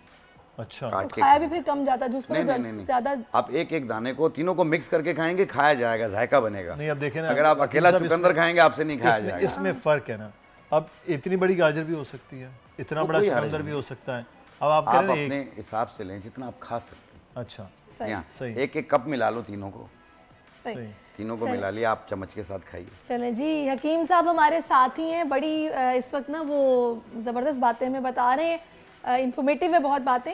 आपसे और भी बातें करेंगे, लेकिन अभी हमें जो बात करनी है वो है इंसानी स्मगलिंग के खिलाफ आगाही का दिन आज मनाया जा रहा है। और इस दिन का मकसद है बैनुल-अक़वामी सतह पर स्मगलिंग की रोकथाम के लिए शऊर उजागर करना। इंसानी स्मगलिंग एक घिनौना जुर्म है और इंसानी हकूक़ की संगीन खिलाफ वर्जी है। मुदस्सिर, बिल्कुल, दुनिया का हर हिस्सा नाज़रीन इस जुर्म से शदीद मुतासर है। हर फर्द एक अच्छी ज़िंदगी, सेहतमंद तर्ज़ ज़िंदगी और ज़िंदगी गुजारते वक्त खौफ की अदम मौजूदगी के मुस्तहिक़ है। ताहम इंसानी स्मगलिंग जैसे बदनाम ज़माना तरीक़ों की वजह से अक्सर लोगों से उनकी ज़िंदगी की खुशी छीन ली जाती है और वो अपने तर्ज़ ज़िंदगी और जुर्म की ज़िंदगी गुजारने पर मजबूर भी हैं। इस इशू पर बात करने के लिए हमारे साथ मौजूद हैं साजिद बाजवा साहब, जो कि साबिक़ डायरेक्टर FIA बराए स्मगलिंग सेल हैं। बहुत शुक्रिया साजिद साहब आपके वक्त का।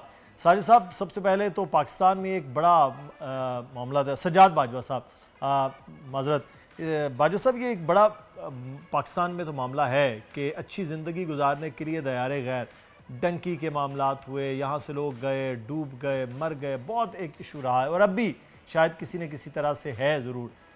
ये पाकिस्तान में इतना ज़्यादा है या पूरी दुनिया ही इसकी लपेट में है? अस्सलाम वालेकुम जी। नहीं कह सकते, पूरी दुनिया में है। कुछ ममालिक में ज़्यादा है, कहीं कम है। पाकिस्तान में भी कुछ एरियाज ऐसे हैं जहाँ पे ये ट्रेंड बहुत ज़्यादा है और बाज़ इलाकों में ना होने के बराबर है। पाकिस्तान में ज़्यादातर जो ट्रेंड है ये गुजरांवाला डिवीज़न में और रावलपिंडी डिवीज़न में ज़्यादा है, बाकी एरियाज में कंपैरेटिवली कम है। और ये भी परसेप्शन जो है कि सिर्फ जो बैरून मुल्क है उनकी ज़िंदगी चेंज हो गई, जो यहाँ रह के वो नहीं, ये भी गलत है। आपको यहाँ पे भी आपको सैकड़ों नहीं हज़ारों लाखों ऐसे केसेस मिलेंगे जिन्होंने ज़ीरो से शुरू करके अरबपति बन के और कुछ ऐसे भी हैं जो आपको बैरून मुल्क जाके भी उनकी हालत संवरने की बजाय वैसी की वैसी रही। तो रिज़्क जो है वो खुदा की ज़ात देने वाली है, ये कोई किसी एरिया से जा नहीं है। हाँ, वहाँ पे भी है जो बाहर के यूरोप में चले गए, अरब ममालिक में चले गए, उन्होंने मेहनत की, अल्लाह ने उनको उनकी मेहनत का फल दिया। कुछ ऐसे भी हैं जो यहाँ भी रहे तो उनको यहाँ भी आप देख लेंगे। आप सोसाइटी में देखें, कभी हमने इसको कभी कंपैरेटिव एक स्टेटमेंट के तौर पे देखा ही नहीं, एक रिसर्च नहीं की कि यहाँ के लोग कितने हैं जो कुछ भी नहीं थे, जिनका कोई बैकग्राउंड नहीं था और वो अरबों में खेल रहे हैं, करंट का कारोबार चल रहा है। अच्छा सज्जाद साहब, इसमें मुझे ये बताएगा कि रेशो क्या है? हमने ये भी खबरें सुनी है कि यहाँ से ना सिर्फ मर्द हजरात जो कि डंकी के ज़रिए या फिर इस तरह जाते हैं इंसानी स्मगलिंग का शिकार होकर दयारे गैर में, ख़वातीन को भी यहाँ से भिजवाया गया है। और दुबई के हवाले से काफ़ी खबरें ऐसी गर्दिश में रही जो हम सुनते रहे कि वहाँ से कुछ लड़कियाँ जो रिकवर हुई, जिन्होंने कोशिश की, वहाँ से भाग निकली, फिर वापसी भी वो आई। तो रेशो ज़्यादा कहाँ का रहा है और क्या सूरत हाल है इस हवाले से अब? अभी भी रेट जो है वो ज्यादातर जो है वो गुजरांवाला और रावलपिंडी डिवीजन की है।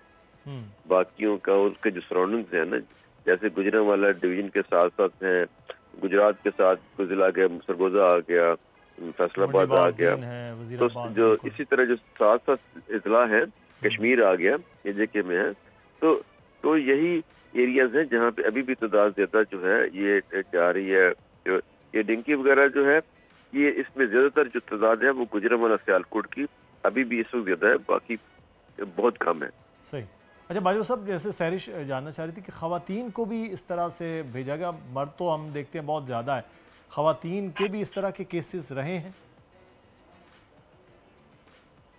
देखिए ख़वातीन को ये डिंकी वगैरह के जरिए तो कोई मेरे नॉलेज में कभी नहीं आया ऐसा। अच्छा। कि कभी ऐसा कोई ख़वातीन इस तरीके से गई हो कि कद को केस हो सकता है, लेकिन मेरे नॉलेज में कोई ऐसा केस नहीं है। मैं गुजरात भी रहा हूँ, वहाँ भी देखा, तो ऐसा केस मेरे नॉलेज में नहीं आया।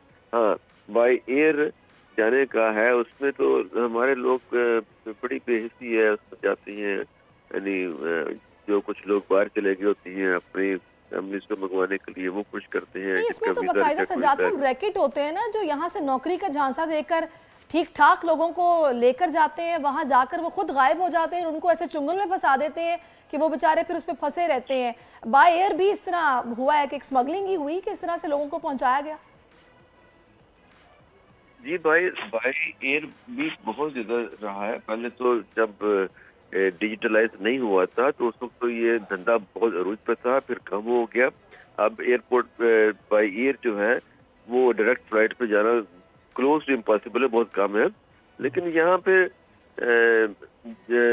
अभी जो है वो इंटरेक्ट फ्लाइट पे रिजल्ट होता है दुबई से या गल्फ से या कुछ ऐसी स्टेट्स हैं जहाँ पे वीजा फ्री एंट्रीज है, तो उनके थ्रू जाके आगे फिर इनको निकालने की बाय रोड या वहाँ पे फिर डिंकी लगा के या किश्ती के जरिए यूरोप भेजने के लिए, जिस तरह वो लीबिया से बहुत सारे वाकयात हुए, यूनान में कश्ती डूबी, तो वो उसमें बहुत सारे लोग जो थे वो बाय एयर ही यहाँ से गए और आगे जाके वो कश्ती में डूब गए। सही। अच्छा बाजवा साहब, ये भी कहा जाता है कि एक तरफ तो ह्यूमन स्मगलिंग के जो लोग हैं वो मुलव्वस हैं, लेकिन वो लोग भी जिनको मालूम है कि हम इस रास्ता, ये हमारा रूट ये है कि यहाँ से गल्फ़ से हम कंट्री से निकलते हुए लिबिया के थ्रू यूनान या स्पेन की तरफ निकलते हैं, तो वो कह रहे हैं उनको मालूम होता है, उसके बावजूद वो अपनी ज़िंदगियों को रिस्क पर डालते हैं। तो ये तो उन लोगों का जो खुद जाते हैं उनकी भी उतनी ही जिम्मेदारी है जितनी स्मगलर्स की जिम्मेदारी है। एग्जैक्टली, देखिए ये तो उनकी भी है, उनकी फैमिलीज की भी है कि जो बच्चों को अलाउ करते हैं, जाने के लिए करते हैं, उनकी भी जिम्मेदारी है। और कुछ बच्चे ऐसे ही हैं कि जो अभी बच्चे हैं तो थोड़ा सा हालात से तंग आए तो उनके दोस्तों के थ्रू एक्सप्लॉइट किया कि अच्छा भाई यहाँ भी है तो जाती हैं, कुछ उनको अपनी कहानी जो पहले जा चुकी होती हैं या जो एजेंट्स हैं उनको कहानियाँ भी इस तरह सुनाती हैं और वो उसमें बरगलाए भी जाती हैं। तो दोनों किस्म की है। और लेकिन इसमें कोई इतनी अवेयरनेस कैंपेन थोड़ा सा कभी चलती है फिर बंद हो जाती है और क्रैकडाउन भी है उस तरह से वो नहीं होता, उसकी वजह से इनको मौका मिलता है करने का। तो ऐसा क्यों है? इसके पीछे क्या फैक्टर्स हैं? क्यों नहीं प्रॉपर कैंपेन चलाई जाती हर 6 महीने में या फिर हर तीसरे महीने में, और क्रैकडाउन वक्तन फवक्तन मुस्तकिल बुनियादों पर होते रहने चाहिए?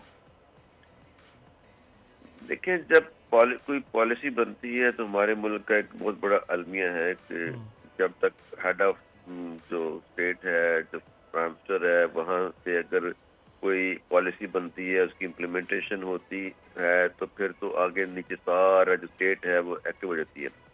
और अगर टॉप से ही वो अगर इंटरेस्ट ना हो तो फिर ग्रेजुअली वो नीचे आते आते आते तो नीचे वो इंटरेस्ट जो है वो कम हो जाता है। सही। और अब हर अदारा अपना काम अपने तरीके उसी तरीके से उसी विजन के साथ उसी एंथुजियाज्म के साथ वो करने को हमारे यहाँ एक ट्रेंड नहीं है।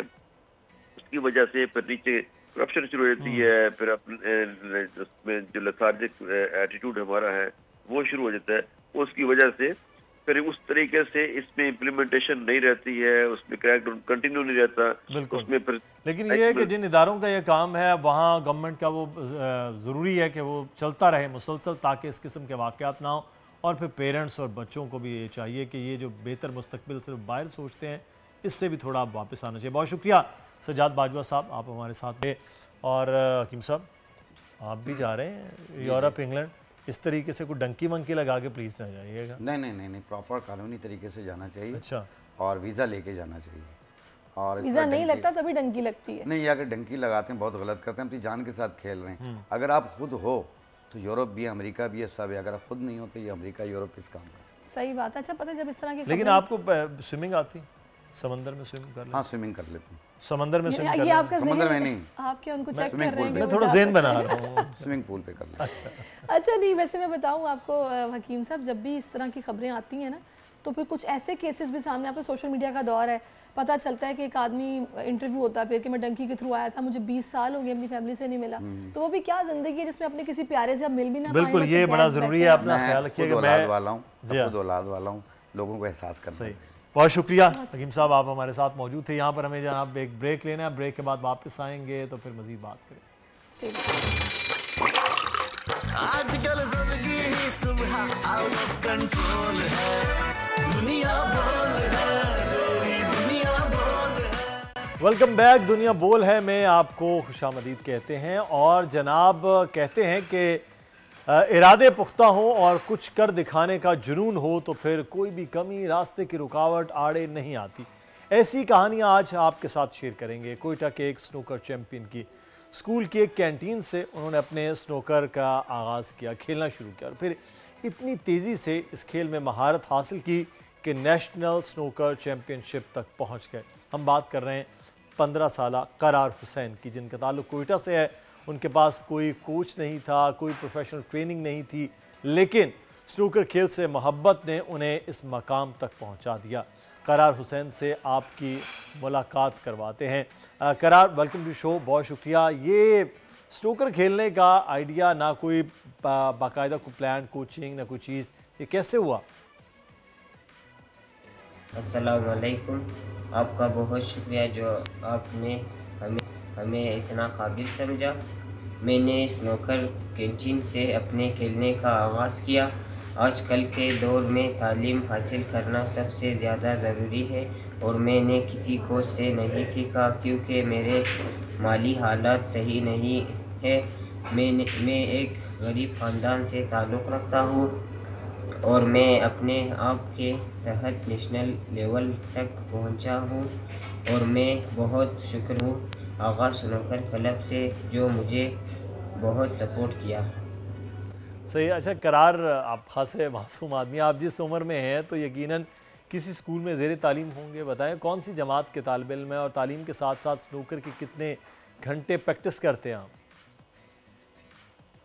जी, मेरा उम्र 15 साल और मैं जमात 5th का तालिब इल्म हूँ। अच्छा। और तालीम के साथ साथ मैं दिन में 2 से 3 घंटे प्रैक्टिस करता हूँ। सही। नाज़रीन को नेशनल चैम्पियनशिप के हवाले से बताएं कि कहाँ हुई और आपके मुकाबले में हरीफ कौन था और क्वार्टर फाइनल में आपका मुकाबला फिर कैसा रहा? जी, नेशनल गेम हमारा लाहौर में हुआ और मेरे मुकाबले हरीफ 3 लोग थे। एक का नाम बिलाल था और उन तीनों का बहुत अच्छा कोच था और क्वार्टर फाइनल में मुकाबले बहुत अच्छा रहा। फिर भी मैंने बहुत कोशिश किया पर किस्मत में नहीं था। सही। अच्छा ये बताइए करार के स्नूकर गेम में तो आपका शौक़ है कि आप आगे मुस्तकबिल में क्या बनना चाहते हैं? क्या दुनिया में स्नूकर खेल का मुल्क का नाम रोशन करने का इरादा है या फिर कुछ और सोच रखा है? जी हाँ, स्नूकर गेम में मेरा बहुत शौक़ है और अगर कौम का और कौम के सरबराह का सपोर्ट रहा तो इंशाल्लाह आगे मुस्तकबिल में मेहनत करके मुल्क का नाम रोशन करूँगा। मैं अपने कौम और कौम के सरबराह से अपील करता हूँ, अगर आप लोगों का सपोर्ट रहा तो इंशाल्लाह मैं मुल्क के लिए एक मिसाल बनूँगा। सही। अच्छा, एक चीज़ मुझे करार बताइएगा कि आखिर में बोल न्यूज़ के प्लेटफॉर्म से कोई पैगाम, आप खेल के साथ पढ़ाई भी ज़रूरी है, क्या कहेंगे, क्या पैगाम आप देना चाहेंगे?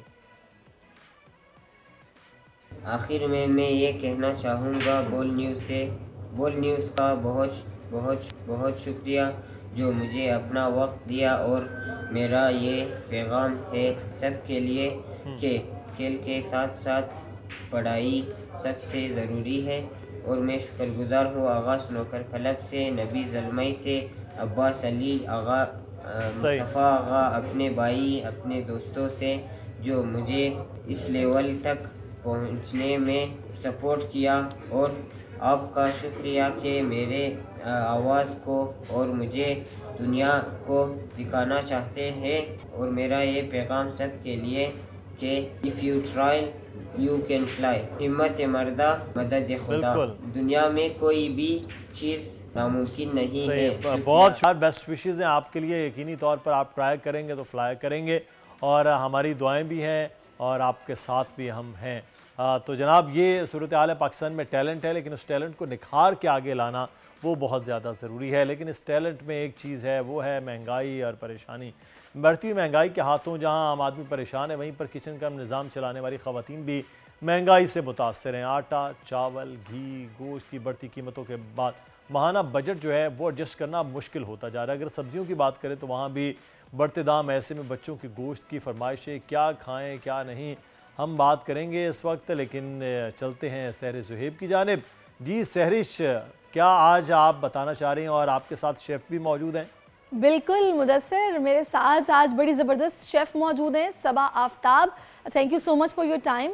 और जनाब, अच्छा, हम लोग अक्सर सुनते हैं ना कि भाई अपनी ना डाइट में सैलेड का इस्तेमाल जितना हो सके वो रखना चाहिए, कॉन्स्टिपेशन नहीं होती, हेल्दी होता है, वेट लॉस में बड़ा काम आता है, और दूसरा बहुत लाइट फील करते हो, तो सैलेड जो है ना उसका इस्तेमाल बहुत ज़रूरी है। लेकिन बहुत सारे लोग इस हवाले से बड़ा बोर हो जाते हैं कि भाई क्या हम बीमारों की तरह, हम क्या कोई जानवर हैं, घास फूस खाएं या फिर कच्ची सब्जियां खाएं, हमें तो चाहिए चस्के। तो ऐसे में ना जो शेफ़्स होते हैं ना वो बहुत कारआमद साबित होते हैं कि वो हमें तरीका बताते हैं कि आपने सैलेड को किस तरह डिफरेंट तरीके से आप वेरिएशंस के साथ आप यूज़ कर सकते हैं, खा सकते हैं, बना सकते हैं। तो आज हमें सबा बताने वाली है कि सैलेड जो कि कोई भी घर पर आमतौर पर घर की चीज़ों के साथ इजीली अच्छा सा बना सकता है, जो कि चाट का मज़ा देगा। Yes, thank you so much for having me. First of all I love coming here. उसके अलावा आपने जो मुझे चटखारा और आपने मुझे बहुत सारे पॉइंटर्स दे दिए हैं, यू नो मेरे सारे सवालों के जवाब है बेसिकली। और मैं ना एक्चुअली कोई भी फैंसी वेजिटेबल इधर नहीं है। नॉर्मली अगर सैलड का आइडिया, लोग अगर सैलड से इंटिमिडेशन इस तरह की हो ना कि ओ मशरूम्स डालने हैं, ओ बेबी कॉर्न डालना है, नहीं नहीं, 3 सब्जियों से मिल जब वो उनको काट के आप साथ रखेंगे, दैट्स व्हाट सैलड इज। सही है। अब keeping it interesting, keeping it nutritious, so what you want to do is add more components to it. So होता ये है कि मैं पर्सनली अपने सैलड्स के साथ ये करती हूँ कि मैं एक टाइप ऑफ चिकन, तो प्रोटीन है राइट, लेकिन लेट्स से किसी को चिकन नहीं पसंद है तो वो चिकन को हटा के ग्रेन वाला प्रोटीन भी ले सकता है। सो ग्रेन, यहाँ पे आपके पास फाइबर भी है, प्रोटीन भी है, ये लाइक बहुत अच्छा नेचर्स कॉम्बिनेशन है जनाब। ये हैं बीन्स और ये black kidney beans. Yes, rajma बहुत इजी घर पे पता है आते हैं ना। मैं क्या करती हूँ, इनको बॉईल करके छोटे छोटे पैकेजेस में इनको फ्रीज कर। अच्छा, और ये जो चिकन की करी टाइप आपने बनाई हुई, इसमें क्या है? इसके अंदर बेसिकली टमेटो प्यूरे यूज़ किया है मैंने थोड़ा सा फ्लेवर ऐड करने के लिए। आप सिर्फ सादा ब्लैक पेपर चिकन भी बना सकते हैं, ज़रूरी नहीं है कि आप टमेटो ऐड करें। कोई भी वाइट चिकन बना सकते हैं, कोई कोरमा स्टाइल चिकन बना लें, कोई तंदूरी स्टाइल चिकन बना लें, what ever you feel like, how ever you like. So basically ये आपका प्रोटीन ऐड हो गया है, और अगर आप वेजिटेरियन है तो ये टाइप का प्रोटीन भी चलेगा। और एक चीज़ मैं ज़रा आपको क्लियर कर दूं कि ये जो हम लोग सुनते हैं ना जी, ये वाला सैलेड और पता नहीं इटालियन सैलेड तो कोरियन सैलेड, कुछ नहीं होता, वो जस्ट यही चीज़ें होती हैं। और उनको बस एक स्पेसिफिक नाम दे के कुछ सॉसेस ऐड कर दी जाती हैं, तो वो सॉसेस भले वो वहीं की हो तो उसको जनाब वो सैलेड बना दिया जाता है। तो प्लीज़ इसको सिंपल रखें, ये सैलेड है और सैलेड ऐसे ही खाया जाता है जैसे ये बना रही है। तो ये मैंने भी आपको बता दिया चिकन करी, और उसके साथ ये ब्लैक बीन्स हैं, किडनी बीन्स हैं। तो ये तो बहुत ही, इसमें कहते हैं आयरन होता है और ये फुलनेस का एहसास दिलाते हैं, फाइबर है, डाइजेशन में हेल्प करता है। आपकी आपकी प्लेट होती है ना, उसके अंदर थोड़ा थोड़ा सब कुछ होना, तो आपकी एक अच्छी बैलेंस डाइट चल रही होती है ना, सही बेसिकली। और सैलेड में लिटरली बहुत ऑप्शंस हैं, मुझसे जितने हो सके घर पे अवेलेबल वो मैं लेकर आई हूँ, लेकिन उसके अलावा आप there is a world out there to explore with. चलें अब हमें इसको किस तरह से बनाना है ये बताइए। ऑलराइट, सो मैं ये करती हूँ, अच्छा मेरे सैलड्स ना नॉर्मली बोरिंग नहीं होते हैं और चटखारा भी प्रॉपर होता है। उसके अंदर चिकन के अंदर एक अलग फ्लेवर बेस चल रहा होता है। अगर हम ड्रेसिंग बनाती हूँ मैं, उसके अंदर मैं एक अलग फ्लेवर प्ले चल रहा होता है। ड्रेसिंग आप कैसे बनाती हैं? सो ड्रेसिंग बनाने का बहुत ईजी तरीका ये है कि इसको सबसे पहले तो मैं सिंप्लीफाई करूँगी, सही है? ओके, सो हम लोग बहुत ज़्यादा फैंसी हो जाते हैं कि ड्रेसिंग समझ में नहीं आ रहा है क्या है। घर पे हरी धनिया पुदीने की चटनी बनती है, उसके अंदर दही ऐड होता है, उसके अंदर लीमू ऐड करें, बेसिक ड्रेसिंग, रायता बोलने के बजाय उसको ड्रेसिंग बोल के सैलेड पे डाल के खा सकते हैं। कर ले बात ये जो पता नहीं वो कौन सी सॉसेस हैं, उनके इतने अजीब से नाम है, ऑयस्टर पता नहीं एक और वो बड़े मतलब डिफरेंट किस्म के नाम हैं, और वो भी बड़े मुश्किल के खवातीन ये सोचती हैं यार मैं बोलूँगी कैसे, जब मैं मार्केट जाऊँगी काम करती हूँ लिख के रख लेती हूँ और बस वो जहाँ वेस्टरशायर बिल्कुल आपने ठीक कहा। तो ये जो वेस्टरशायर सॉस है ये आपको खरीदनी नहीं पड़ेगी, ये घर में भी बन सकता है, बड़ा मजे का ड्रेसिंग का मटेरियल। तो वो हरा धनिया, पुदीना और लेमन और दही, बेसिक।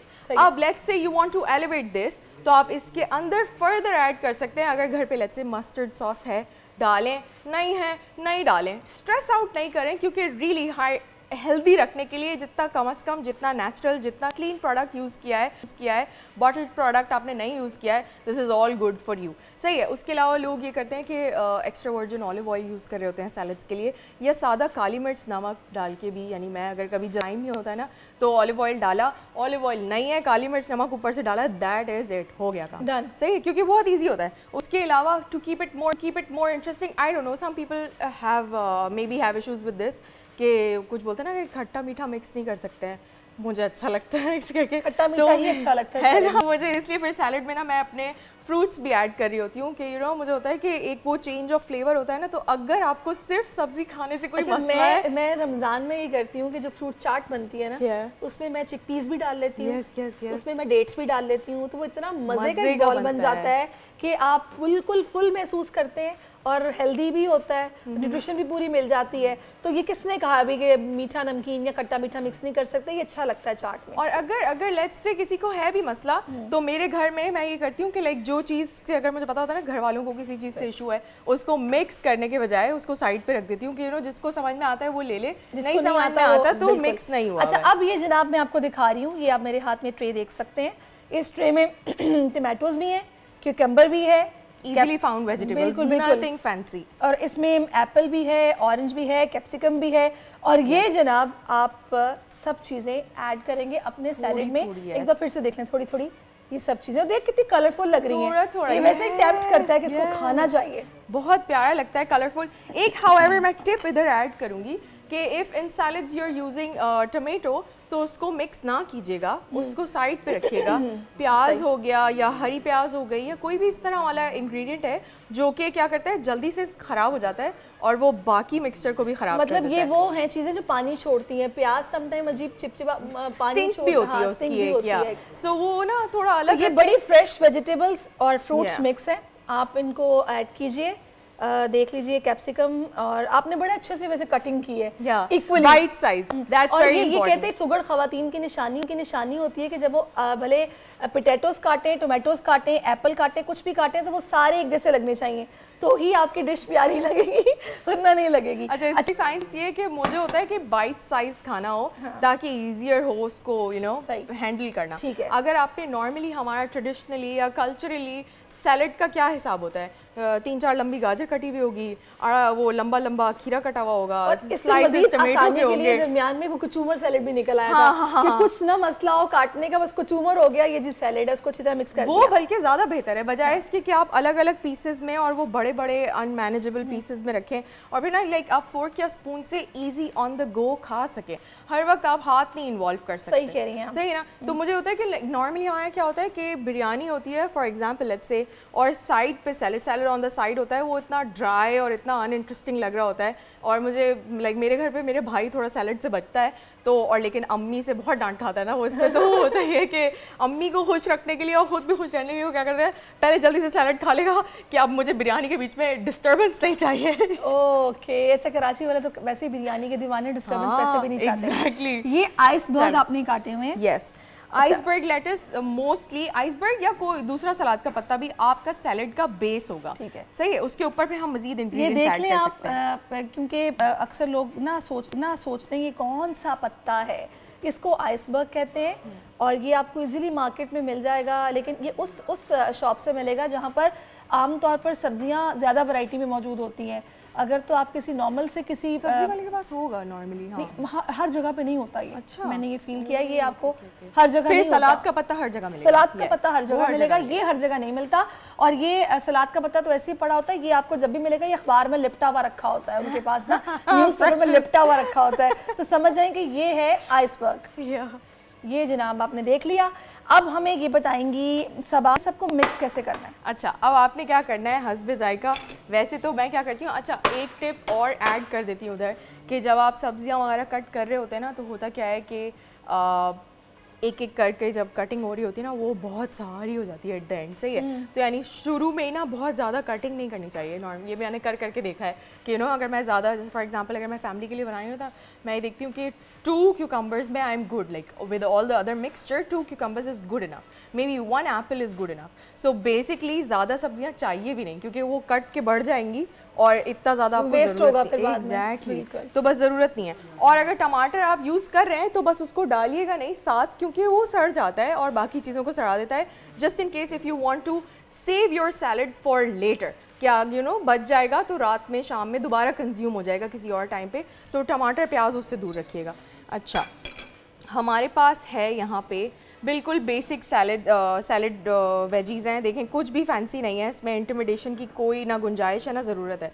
ये देखें थोड़ा थोड़ा करके ऐड कर देते हैं। इधर क्यूकम्बर हैं and then I have apples again, क्योंकि मैं ना सैलड्स में एप्पल्स मुझे भी बहुत पसंद है सैलड्स में एप्पल। एंड लाइक फ्रूट आजकल तो प्यारे प्यारे फ्रूट्स आए हैं, तो ना वो डालो उसका। अच्छा, मुझे ना सैलड में पाइनएप्पल भी अच्छा लगता है।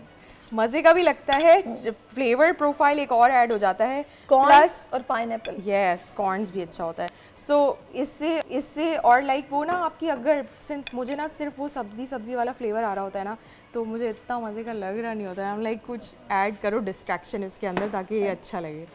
और सिंस है हमारे पास कीनू भी आए हुए हैं, तो कीनू भी एक आधा ऐड कर देते हैं।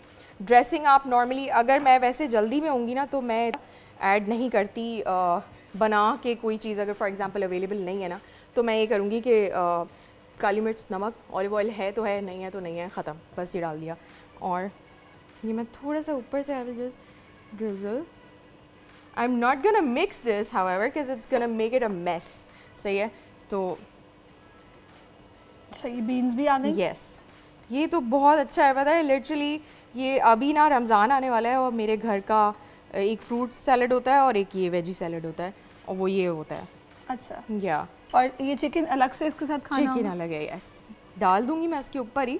बट लाइक सीन ये है कि आप लोग ना घर से प्रोटीन के ऑप्शन रखें। So not just chicken, let's say आपके पास बीफ है, बीफ फ्राई कर लें, फिश है, फिश फ्राई कर लें। ज़्यादा अच्छा चिकन ही लगता है, बीफ नहीं अच्छा लगता। अच्छा लगता है, यस, चिकन अच्छा लगता है। आपको बीफ अच्छा लगता है? या सही। तो ये अच्छा, अब मैं ये इसको अगर आपने मिक्स नहीं करना तो ये फिर मतलब थोड़ा थोड़ा करके साइड से निकालेंगे, ऊपर से चिकन के 2 पीसेस अपनी प्लेट में रख लेंगे, तो जनाब आप आराम से खा सकते हैं। तो आपको वो ना अजीब वो अच्छा, मुझे ऐसा लगता है कि समटाइम वो बहुत हैवी भी हो जाता है। अगर आप इतना कुछ मिक्स करके रख दें तो बजाय इसके कि आप मिक्स करें, अगर आप इस तरह रखेंगे तो ज़्यादा बेहतर है कि जिसको नहीं इतना हैवी खाना या क्रीम खाना तो वो आराम से साइड से निकाल लेगा और बाकी जैसे खाना चाहें वो खाएं, उसको ऊपर से भी वो डाल सकते हैं, वो जो हमने अभी बनाई है सॉस। अच्छा, ये अगेन कोई भी तरह का नट ऐड कर सकते हैं या नहीं ऐड कर सकते। देखें आज इत्तेफाक की बात है, घर पे था तो ऐड हो गया है, नहीं होता तो नहीं भी होता। अच्छा, वो नहीं डाली आपने ये दाल? हाँ, ये एक एक्स्ट्रा वो है, प्रोटीन ऑप्शन है। अगर आपके पास लेट्स से राजमा नहीं है तो दाल भी एक ऑप्शन है। This is basically to show कि you can play with the grains. So what I do normally is कि when I do my groceries, तो मैं ये करती हूँ कि जो भी दालें वगैरह होती हैं ना, इस तरह से उनको बॉईल करके और उनके पैकेजेस बना के और फ्रीज कर देती हूँ, क्योंकि देखिए ऑन द गो तो ये बॉईल नहीं हो सकता ना, उसको टाइम लगता है। तो फिर लेकिन थॉ ये ऑन द गो हो सकता है। तो उसको फ्रीजर से वो निकाला, थैली की रेगुलर प्लास्टिक की थैली, उसको निकाल के और उसको थॉ करके और अपनी ड्रेस सैलेड पे डाल दिया। यानी कि अगर आपको कोई ये सब सब्जियां फ्रूट्स काट के दे दे तो वो बहुत फरिश्ता इंसान होगा। आप किसी भी वक्त आराम से अपना सैलेड बनाकर खा सकते हैं। अच्छा, ऑलिव ऑयल इसके ऊपर से आप पोर करेंगे? ऑलिव ऑयल ऊपर से आ जाएगा। यस, ज़बरदस्त। ये जो हमारी वो वेस्ट में कम्युनिटी है ना, वो बहुत शौक से इस तरह की चीज़ें खाती है, और हम पाकिस्तानी कोशिश करते हैं कि सब्जियों को भून भून के जितनी उनकी न्यूट्रिशन है पहले इसको खत्म करें, न्यूट्रिशन वैल्यू खत्म आना चाहिए, बस मज़ा आना चाहिए। तो मेरा आपको ये मशवरा है कि अगर आप एक 2024 का रेजोल्यूशन बनाएं, अगर आप एक हेल्दी ज़िंदगी जीना चाहते हैं, वो कहते हैं ना कि अगर आप अपने शरीर के लिए पूरे दिन में 1 घंटा भी मेहनत नहीं कर सकते ना, तो कोई फ़ायदा नहीं है आपके ज़ाहिर है ज़िंदा होने का, क्योंकि आप तो बस फिर एक मशीन बने हुए हैं। तो बेहतर है कि अपना ख्याल रखें और इस तरह के सैलेड्स का इस्तेमाल जितना हो सके करें। अच्छा, मुझे थोड़ा सा कुछ बताएंगे, आप कुछ रिकमेंड करें कि ये तो आपने ये बना दिया, इसके अलावा क्या वेरिएशंस हो सकती हैं जो कि हम कर सकते हैं सैलेड को लेके, क्योंकि सैलेड खाने का बेहतर टाइम तो आई थिंक दोपहर का ही होता है। कोशिश तो यही की जाती है या खाने से पहले। अच्छा, एक चीज़ और इसमें ऐड कर सकते हैं जो अब मैं आपको बताती हूँ, जो मैं नॉर्मली कर रही होती हूँ। तो आप यही सारा मिक्सचर आप सिर्फ दही के अंदर भी बना सकते हैं। सिर्फ दही के अंदर सारी वेजीज़ और फ्रूट्स मिक्स करके एंड हल्की फुल्की सीजनिंग करके और उसको कंज्यूम कर सकते हैं, सही है। या दही की अलग से ड्रेसिंग बना के और उसको ऊपर से लगा दें।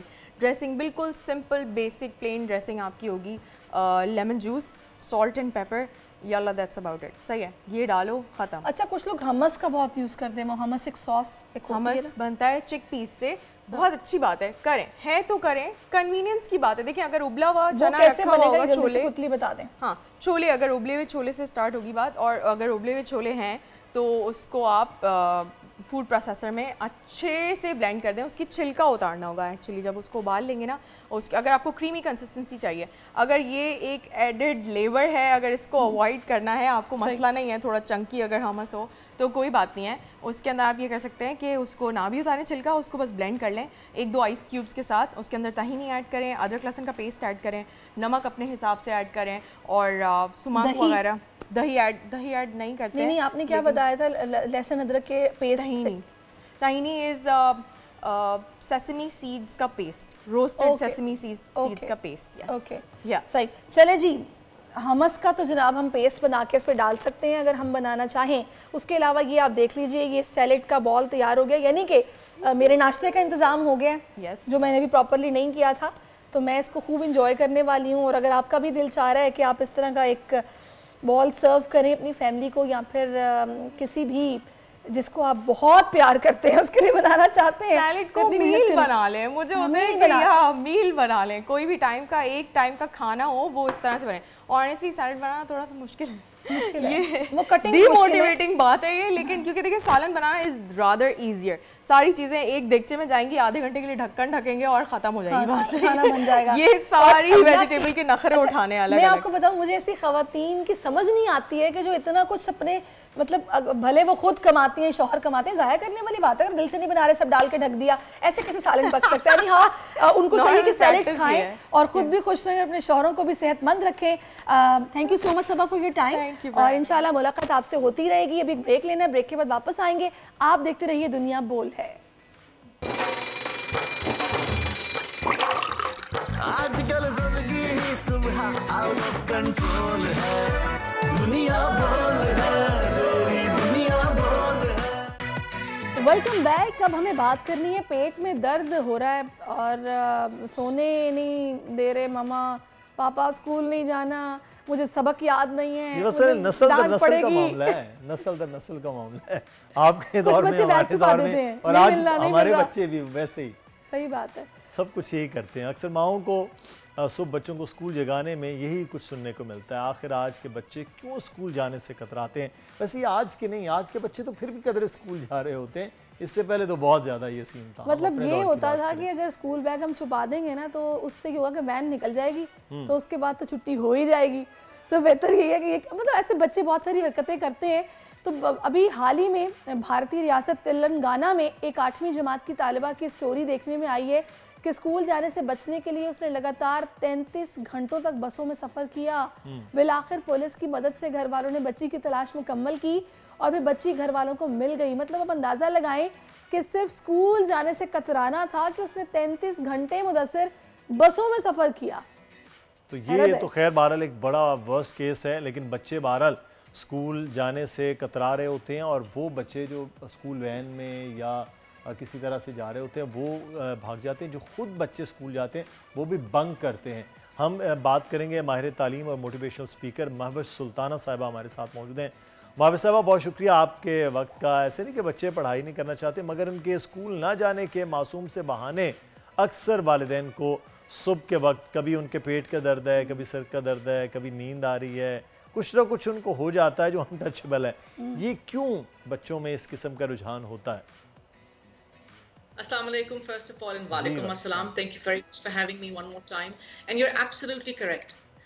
बच्चे आपकी क्लास में, आपके घर में, आपके अपने दो हैं या 6 हैं, उनमें से 2-3 तो ऐसे हैं जो स्कूल नहीं जाना चाहते। आपकी क्लासरूम के अंदर भी बच्चे 15 हैं या 36 हैं। सो अक्सर ऐसे हैं, we have a combination जो कि demotivated होते हैं, they don't want to come to a class, they don't want to study।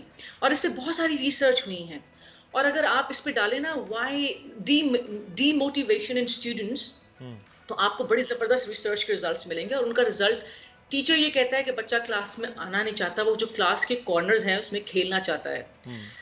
अगर एक बच्चा जो कि अल्लाह ताला ने उसका दिमाग बहुत फर्टाइल बनाया है, अल्लाह ताला ने उसका दिमाग बहुत ज़रखेज़ बनाया है, जो कि हर वक्त वो लर्न कर रहा है, वो एक्सप्लोर कर रहा है, वो अपने इर्द गिर्द से बहुत कुछ सीख रहा है।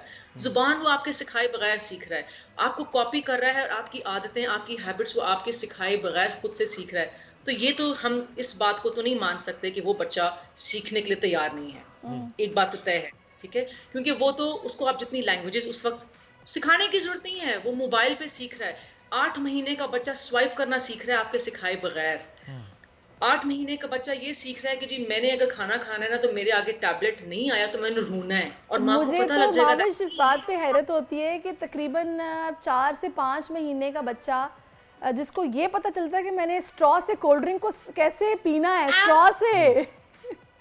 So what a beautiful point you have, you know, it's spot on you have raised कि देखो the point is कि बच्चा इसका मतलब है सीखने के लिए तैयार है, उसके अंदर कोई प्रॉब्लम नहीं है। समझ, ये हमें बात क्लियर हो गई। अब मसला ये कि जो हमारे सिखाने का तरीका है शायद हमें उसको बदल लेना चाहिए है, शायद हमें उसके अंदर कोई बदलाव, कोई इम्प्रूवमेंट, कोई चेंजेस लेके आने चाहिए। सो बच्चा किस चीज़ से सीख रहा है? वो नेचर से, माहौल से, एक नेचुरल वे में सीख रहा है। हम उसको पढ़ा रहे हैं एक अननेचुरल वे में, क्लासरूम के अंदर बिठा के चुप करके जो मैं बोल रही हूँ वो आप लेक्चर सुने, जैसे कि अभी आप दोनों मेरा सुन रहे हैं, और इसीलिए आपका ध्यान थोड़ी देर के बाद इधर उधर भटकना शुरू हो जाएगा। But if you know she is going to put a question, if I talk about something which has your interest, which is engaging, which is colorful, which is meaningful, which has noise, लेकिन एक यहाँ पर महविश साहिबा आपकी बात में एक सवाल यहाँ पर है कि एक ही क्लासरूम में एक ही तरह के बच्चे, अगर आप अभी कह रही थी 10 पढ़ रहे हैं और 5 नहीं पढ़ना चाहते, तो फिर तो मेथड इसका मतलब है 10 के लिए तो ठीक चल रहा है, 5 के लिए क्यों नहीं है? नहीं, देखिए हमारी क्लासरूम्स के अंदर जो बच्चे हैं वो 5 हैं या 10 हैं या वो 15 हैं। We have kinesthetic learners, ठीक है, we have auditory learners, we have visual learners, we have extroverts, we have introverts, we have quick learners, we have slow learners। तो इसका मतलब है कि हमें एक blend of all चाहिए है in our teaching style, in our teaching way, blend of activities होनी चाहिए। और इसलिए हम ये कहते हैं कि जो पहला तरीका है ना अपने अंदर बदलाव लाने का, please make your classroom student centered। student centered classroom का होने का मतलब है कि बच्चे मैं टीचर हूँ, मैं लेसन प्लान बना रही हूँ, मैं एक्टिविटीज बना रही हूँ, मैं क्वेश्चन पेपर्स बना रही हूँ, मैं क्वेश्चन पेपर्स चेक कर रही हूँ, मैं आंसर्स को करेक्ट कर रही हूँ, मैं बुक को बार बार पढ़ रही हूँ, मैं रिसोर्स इकट्ठा कर रही हूँ, मैं इंटरनेट को देख रही हूँ, उसके लिए मैं वीडियोस निकाल रही हूँ, मैं ऑडियोज निकाल रही हूँ, हम लोग अक्सर सोशल मीडिया का दौर है, हम लोग अक्सर कुछ खबरें ऐसी सुनते पढ़ते हैं कि हम फिर अपने प्रोग्राम में दावत भी देते हैं ऐसे लोगों को कि जो हमें कुछ एक्सक्लूसिव लगते हैं। हाल ही की बात है कि लाड़काना के आई थिंक से टीचर थे जिनका पढ़ाने का स्टाइल बहुत ना मकबूल हो गया था, तो लोगों ने उसे बड़ा पसंद किया था। तो ये टीचर का जो पढ़ाने का तरीका कारण है कि बहुत मैटर करता है। बच्चे अक्सर कहते हैं मुझे इन टीचर के साथ मजा नहीं आता, मुझे इनके साथ मजा आता है बैठ के पढ़ने का। एब्सोल्युटली। आप ये देखिए जो मैं आपसे कह रही थी कि एज अ टीचर मैं इतना कुछ कर रही हूँ तो तैयारी तो मेरी हो रही है, प्रैक्टिस तो मेरी हो रही है, सारा कुछ तो मैं, बच्चों को तो मैं स्पून फीडिंग कर रही हूँ। अगर मैं यही रेंज बच्चे के हाथ में दे दूं कि आपने एक्टिविटी बनानी है, आप अपने एक दूसरे के लिए असेसमेंट बनाएं, अगर हम बच्चों को उनकी पढ़ाई, उनकी लर्निंग की ओनरशिप दें, मैंने आपको एडजेक्टिव्स पढ़ा दिए, अब मैंने आपको असेस करना है, आप मुझे गा के सुना दो, आप मुझे ड्राइंग में बता दो, आप मुझे कहानी लिख के बता दो, आप अपने दोस्त को बताओ मैं सुन रही हूँ, आप एक स्पीच की तरह से बता दो। सो यहाँ पे हम डिफरेंट लर्नर्स को केटर कर रहे हैं। हमारा पढ़ाना lecture, assessment, question paper, and that's it. We need to turn, and trust me dears, that we can turn each and every activity, every concept into an activity. हम हर एक topic को एक एक्टिविटी में कन्वर्ट कर सकते हैं, game में convert कर सकते हैं। हमारा जो खामोश there is a Mavish big flaw in our educational system. We don't have conceptual study structure. हम लोगों का जोर होता है कि मैंने ये चैप्टर्स इसको इन 6 महीनों में खत्म कराने हैं, सवाल जवाब देने हैं, इसने घर में रट्टा लगाना है, तो काम खत्म। देखिए हम अगर सिलेबस से हट के क्रिटिकल थिंकिंग, कॉग्निटिव स्किल्स के अंदर बच्चों में डाल देना, प्रॉब्लम रखती है। बेटा ये ए है, अब इसमें आपने रेत डाल के इसको कलर से भरना है, आपने इसमें कलर डालना है, आप बस बाहर जाओ, देखो ए से जो जो चीजें बनती हैं उनके कलर्स आपको किस में नजर आ रहे हैं, उठा के ले आओ। ठीक है, द पॉइंट इज अगर कोई टीचर ये शिकायत करता है कि जी 4 साल के बच्चे को मैं पढ़ा रहा हूँ, मैं 5 साल के बच्चे को पढ़ा रहा हूँ, उसको कहाँ ये समझ आएगा कि लर्निंग थ्रू कैलीग्राम्स और निमोनिक्स और जो इतने मजेदार लर्निंग कलरफुल डिवाइसेस हैं। तो अगर 8 महीने का बच्चा स्वाइप करना सीख सकता है तो 4 साल का बच्चा कैलीग्राम्स, निमोनिक्स और बेहतरीन आइडियाज आपको दे सकता है। वो आपके लिए अपने लेसन के लिए एक्टिविटीज बना सकता है, वो पोइम्स बना सकता है, वो अपने साथी को आपका बताया हुआ लेक्चर पढ़ा सकता है। मसला ये है जी माविश, एक सवाल यहाँ पर ये है कि ये तो हम स्कूल की, टीचर की, क्लासरूम की बात कर रहे हैं। साल के 365 दिन में बमुश्किल 175-80 दिन बच्चा स्कूल जा रहा होता है। वो 3 महीने की एक छुट्टियाँ, 1 महीने की एक छुट्टियाँ, फिर सैटरडे संडे ऑफ हैं, तो बमुश्किल आधा साल भी स्कूल नहीं जाता। अब क्या है? पेरेंट्स का असल मामला है जिनके पास सबसे ज़्यादा, स्कूल में मैक्सिमम 5 घंटे होगा, बाकी तो पेरेंट्स के पास है। फिर पेरेंट्स का मेथड अलग है, वो कैसे, वहाँ क्या लर्न करना है, कैसे कराना है उसको चीज़ों के अंदर। देखिए आपका क्वेश्चन था कि एक बच्चा स्कूल नहीं जाना चाह रहा, क्यों नहीं जाना चाह रहा, चला गया तो वो डीमोटिवेटेड क्यों है? डीमोटिवेटेड इसलिए कि स्टूडेंट सेंटर नहीं है, आपकी क्लास के अंदर वाइब्रेंट एक्टिविटीज नहीं है, कलरफुल नहीं है, लाइवली नहीं है, you not tricking them into learning. अब बात आ गई घर की कि वो घर से ही नहीं निकलना चाह रहा स्कूल के लिए। सो एज अ पेरेंट मेरा रिस्पॉन्सिबिलिटी है कि मेरी रिस्पॉन्सिबिलिटी है मैं ये पूछूं, are you scared of something? Are you scared of a teacher, her way of teaching, his way of teaching? Are you being bullied? Do you dislike a particular subject? तो हमें कुछ क्वेश्चन जो है, मुझे अपने बच्चे के साथ काउंसलिंग करनी है, I have to get to the root of it. Again देखो मैंने स्टार्ट में बात ही इसीलिए की कि जो नेचर ने या अल्लाह ताला ने जो बच्चा बनाया है वो तो फर्टाइल ब्रेन के साथ है।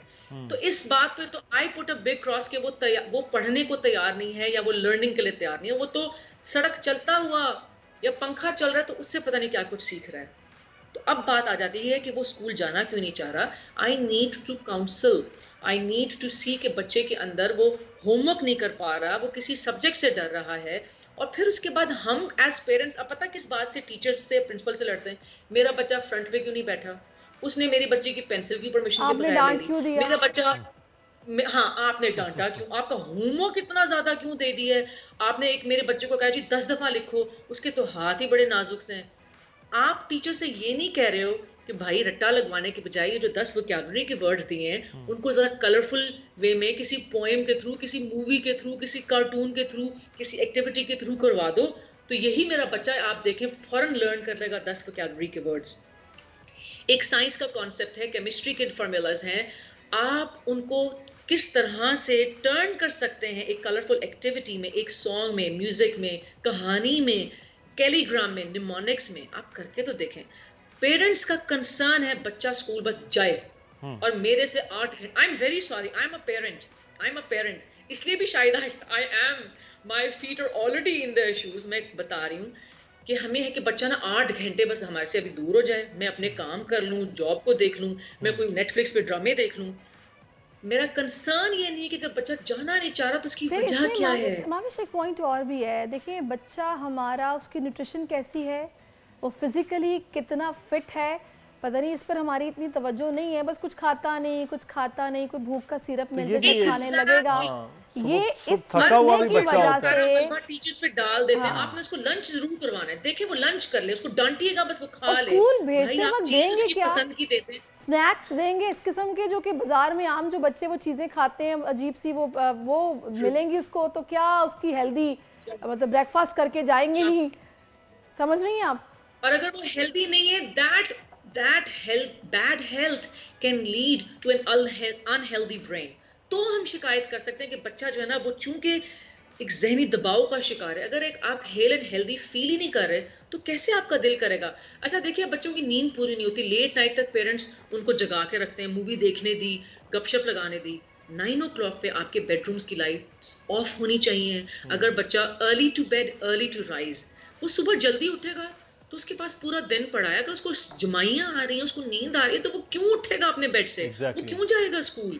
He needs to complete his sleep। बिल्कुल, पता है इसमें आई थिंक सो कि पेरेंट्स का ही सारा रोल है कि जिनको इन चीज़ों को समझना होगा कि बच्चे की तबीयत अगर ऐसी है तो क्यों है, इस पर थोड़ा वर्क करना पड़ेगा, टाइम स्पेयर करना पड़ेगा, और साथ-साथ को अपने मेथड्स के ऊपर काम करना पड़ेगा। Thank you so much Mavish for your time.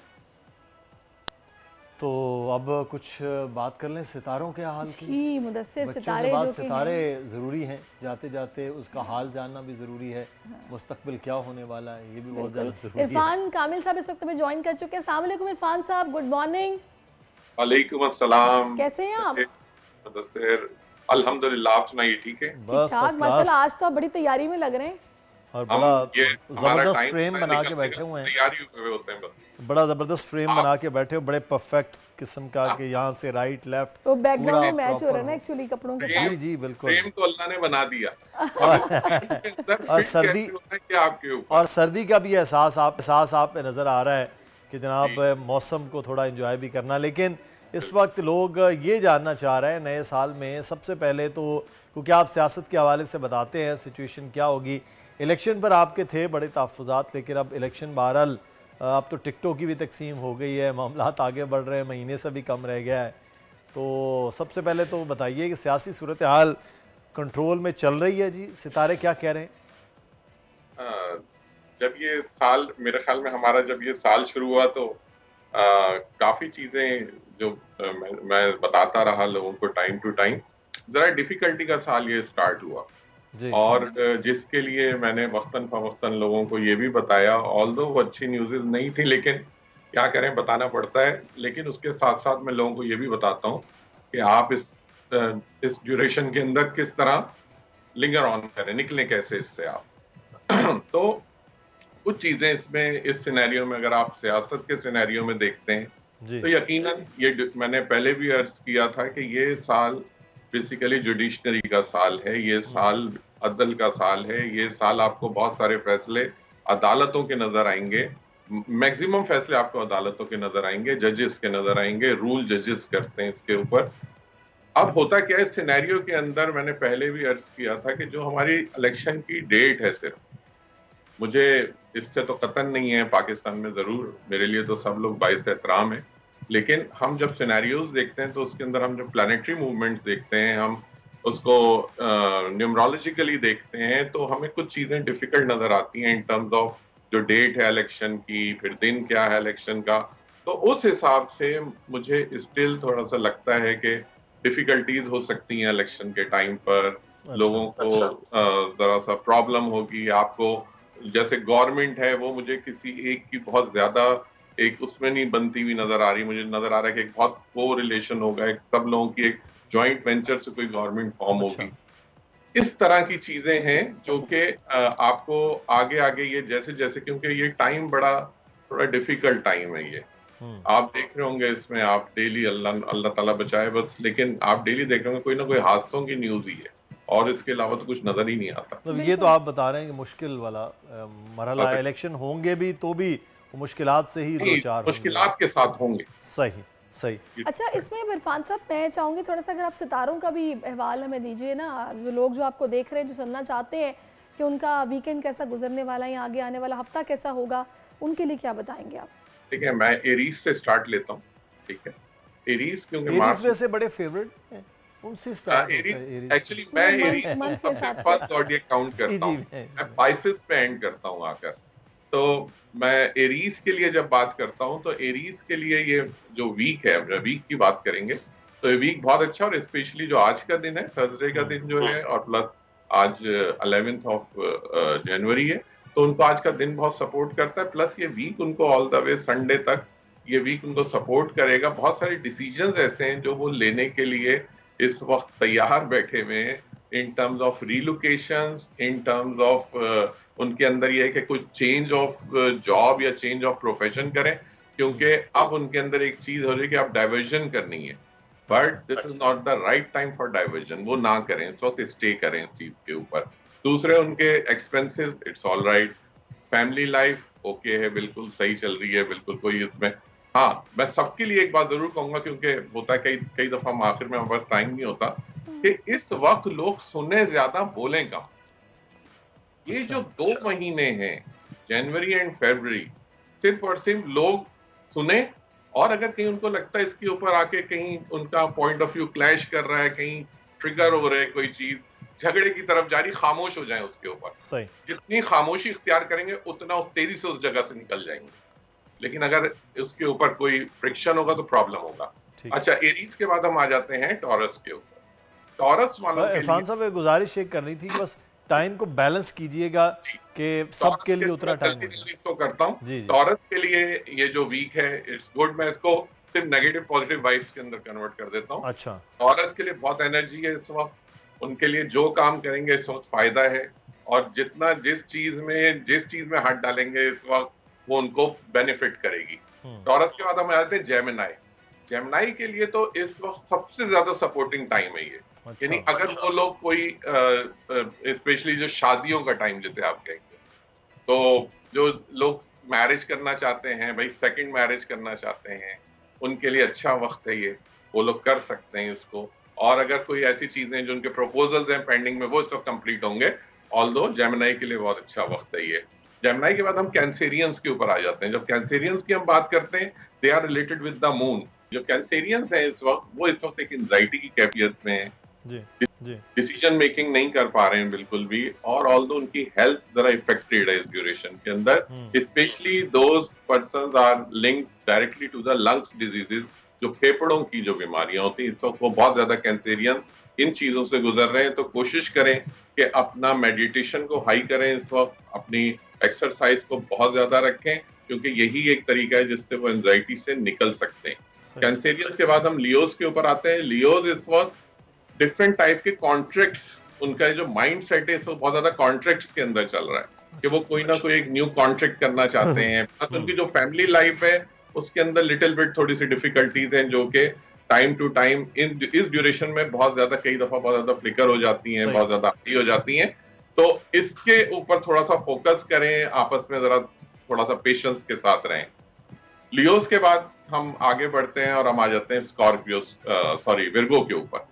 जब हम विर्गो की बात करते हैं तो विर्गो इस वक्त बहुत अच्छे, उनके लिए बहुत अच्छा टाइम है, specially those in the field of vegetables trading, जिनके पास सब्जियों का काम है, जिनके पास फलों का काम है, उनके लिए बहुत अच्छा वक्त है, वो इस ट्रेडिंग से फायदा उठा सकते हैं। घर के मामलात इस वक्त विर्गोस के बहुत अच्छे हैं, उनकी इनकम अच्छी है, उनके एक्सपेंसेस सेटल्ड हैं, विर्गो इज ऑल गुड। उसके बाद हम स्कॉर्पियोज की तरफ आते हैं। स्कॉर्पियोज इस वक्त मोस्ट ऑफ द स्कॉर्पियोज, क्योंकि वो हमारे मीडिया रिलेटेड पर्सनालिटीज हैं, उनके पास इस वक्त ऑप्शंस अच्छे आ रहे हैं, और वो इस वक्त अगर अवेल करते हैं उन ऑप्शंस को तो उनको बेनिफिट करेंगे, specially those in dramatisation, those in जो फिल्म्स वगैरह रिलीज करने का, this is the best time. कि अगर वो अपने कोई मूवीज वगैरह रिलीज करते हैं उनको इस वक्त का टाइम बेनिफिट करेगा, और ये बहुत अच्छा टाइम है उस हिसाब से कि जो उनको बेनिफिट कर सकता है। बाकी स्कॉर्पियो वैसे ही बहुत अच्छे एक्सपेंसेस वगैरह को लेके चलते हैं, तो I think don't need for some. Libra miss कर दिया आपने। लिब्रा, हाँ लिब्रा एग्जैक्टली, सॉरी। तो जब हम लिब्रा की बात करते हैं तो लिब्रा के लिए ये टाइम बहुत स्टैंडर्ड, बहुत अच्छा है, क्योंकि Capricorn and Libra is all together related with the planet Saturn and Venus. ये जो कॉम्बिनेशन है ना, ये बहुत जबरदस्त कॉम्बिनेशन है, और स्पेशली इस वक्त वो बहुत ज्यादा लिब्रास जो हैं वो बहुत ज्यादा लाइमलाइट में रहने के लिए हैं इस वक्त। ये टाइम उनके लिए बहुत अच्छा है, और जितना वो लोग, मैं लिब्रास के लिए एक बात स्पेशली बोलूंगा, this is the right time to wear a white clothing, specially खुशबू जितनी यूज कर सकते हैं, फ्रेग्रेंसेस जितनी यूज कर सकते हैं, वो एक पॉजिटिव एनर्जी लाएगी, उनके मूड स्विंग्स अच्छे रखेगी, और उनको उसके ऊपर गुड बेनिफिट्स मिलेंगे। उसके बाद हम आ जाते हैं सेजिटेरियस के ऊपर। सेजिटेरियस के लिए ये टाइम बहुत अच्छा चल रहा है, बहुत सैचुरेटेड टाइम है, इसके अंदर उनको कोई चेंजेस की जरूरत नहीं है, उनके एक्सपेंसेस अच्छे हैं, उनकी ट्रैवलिंग हो सकती है फॉर सम स्पिरिचुअल प्लेसेस, उनको कहीं ना कहीं विजिट करना भी चाहिए अगर उनको ऐसा ऑप्शन मिलता है, ऑल्दो उनकी चीजें बिल्कुल सेटल हैं। उसके बाद हम आ जाते हैं कैप्रिकॉर्नियन के ऊपर। उनका अपना मन चल रहा है ये कैप्रिकॉर्नियंस का, लेकिन क्योंकि हम जब मून साइन की बात करते हैं, हम इस वक्त बात कर रहे हैं सारे सन साइंस, लेकिन जब मून साइन की बात करते हैं तो कई दफा ये थोड़ा सा डिफिकल्ट हो जाता है उन लोगों के लिए जिनके मून साइन डिफरेंट होते हैं। तो मैं उन लोगों के लिए कैप्रिकॉर्न, ऑल्दो उनको कोई चीज डिफिकल्ट नहीं होती है, कैप्रिकॉर्न एंड एक्वेरियस, 30 सेकंड्स है हमारे पास, और कैप्रिकॉर्न एंड एक्वेरियस के लिए दोनों मन बहुत अच्छे हैं, अपनी हर चीज उनकी सेटल रहेगी, कोई उनको वरी करने की जरूरत नहीं। पाइसेस के लिए सबसे बेस्ट ये कि पाइसेस के लिए टाइम बहुत अच्छा है, स्पेशली दोज पर्सन जो न्यूली मैरिड हैं, वो इस वक्त this is the right time. I mean मैं उनको गुड न्यूज़ मिल सकती हैं इस ड्यूरेशन के अंदर, क्योंकि ये सैटर्न का टाइम है, उनको बहुत सपोर्ट करती है ये चीज, तो उनको टर्म्स ऑफ ये जिसके लिए कौन सा क्या मामला अच्छा है और किसके लिए क्या एहतियात है, वो आज हमने कोशिश की। इरफान कामिल साहब, वक्त की भी कमी तेज़ी के साथ हमने मुकम्मल भी कर लिया। आपका शुक्रिया इरफान कामिल साहब, और आज के प्रोग्राम से मुझे इकबाल और सर ज़ुहैब को इजाज़त दीजिए। अपना ख्याल रखिएगा। अल्लाह हाफ़िज़। आजकल ज़िंदगी ही सुबह आउट ऑफ कंट्रोल है, दुनिया बोल है, दुनिया बोल है। सब्सक्राइब करें और बेल दबाएं ताकि कोई खबर रह न जाए।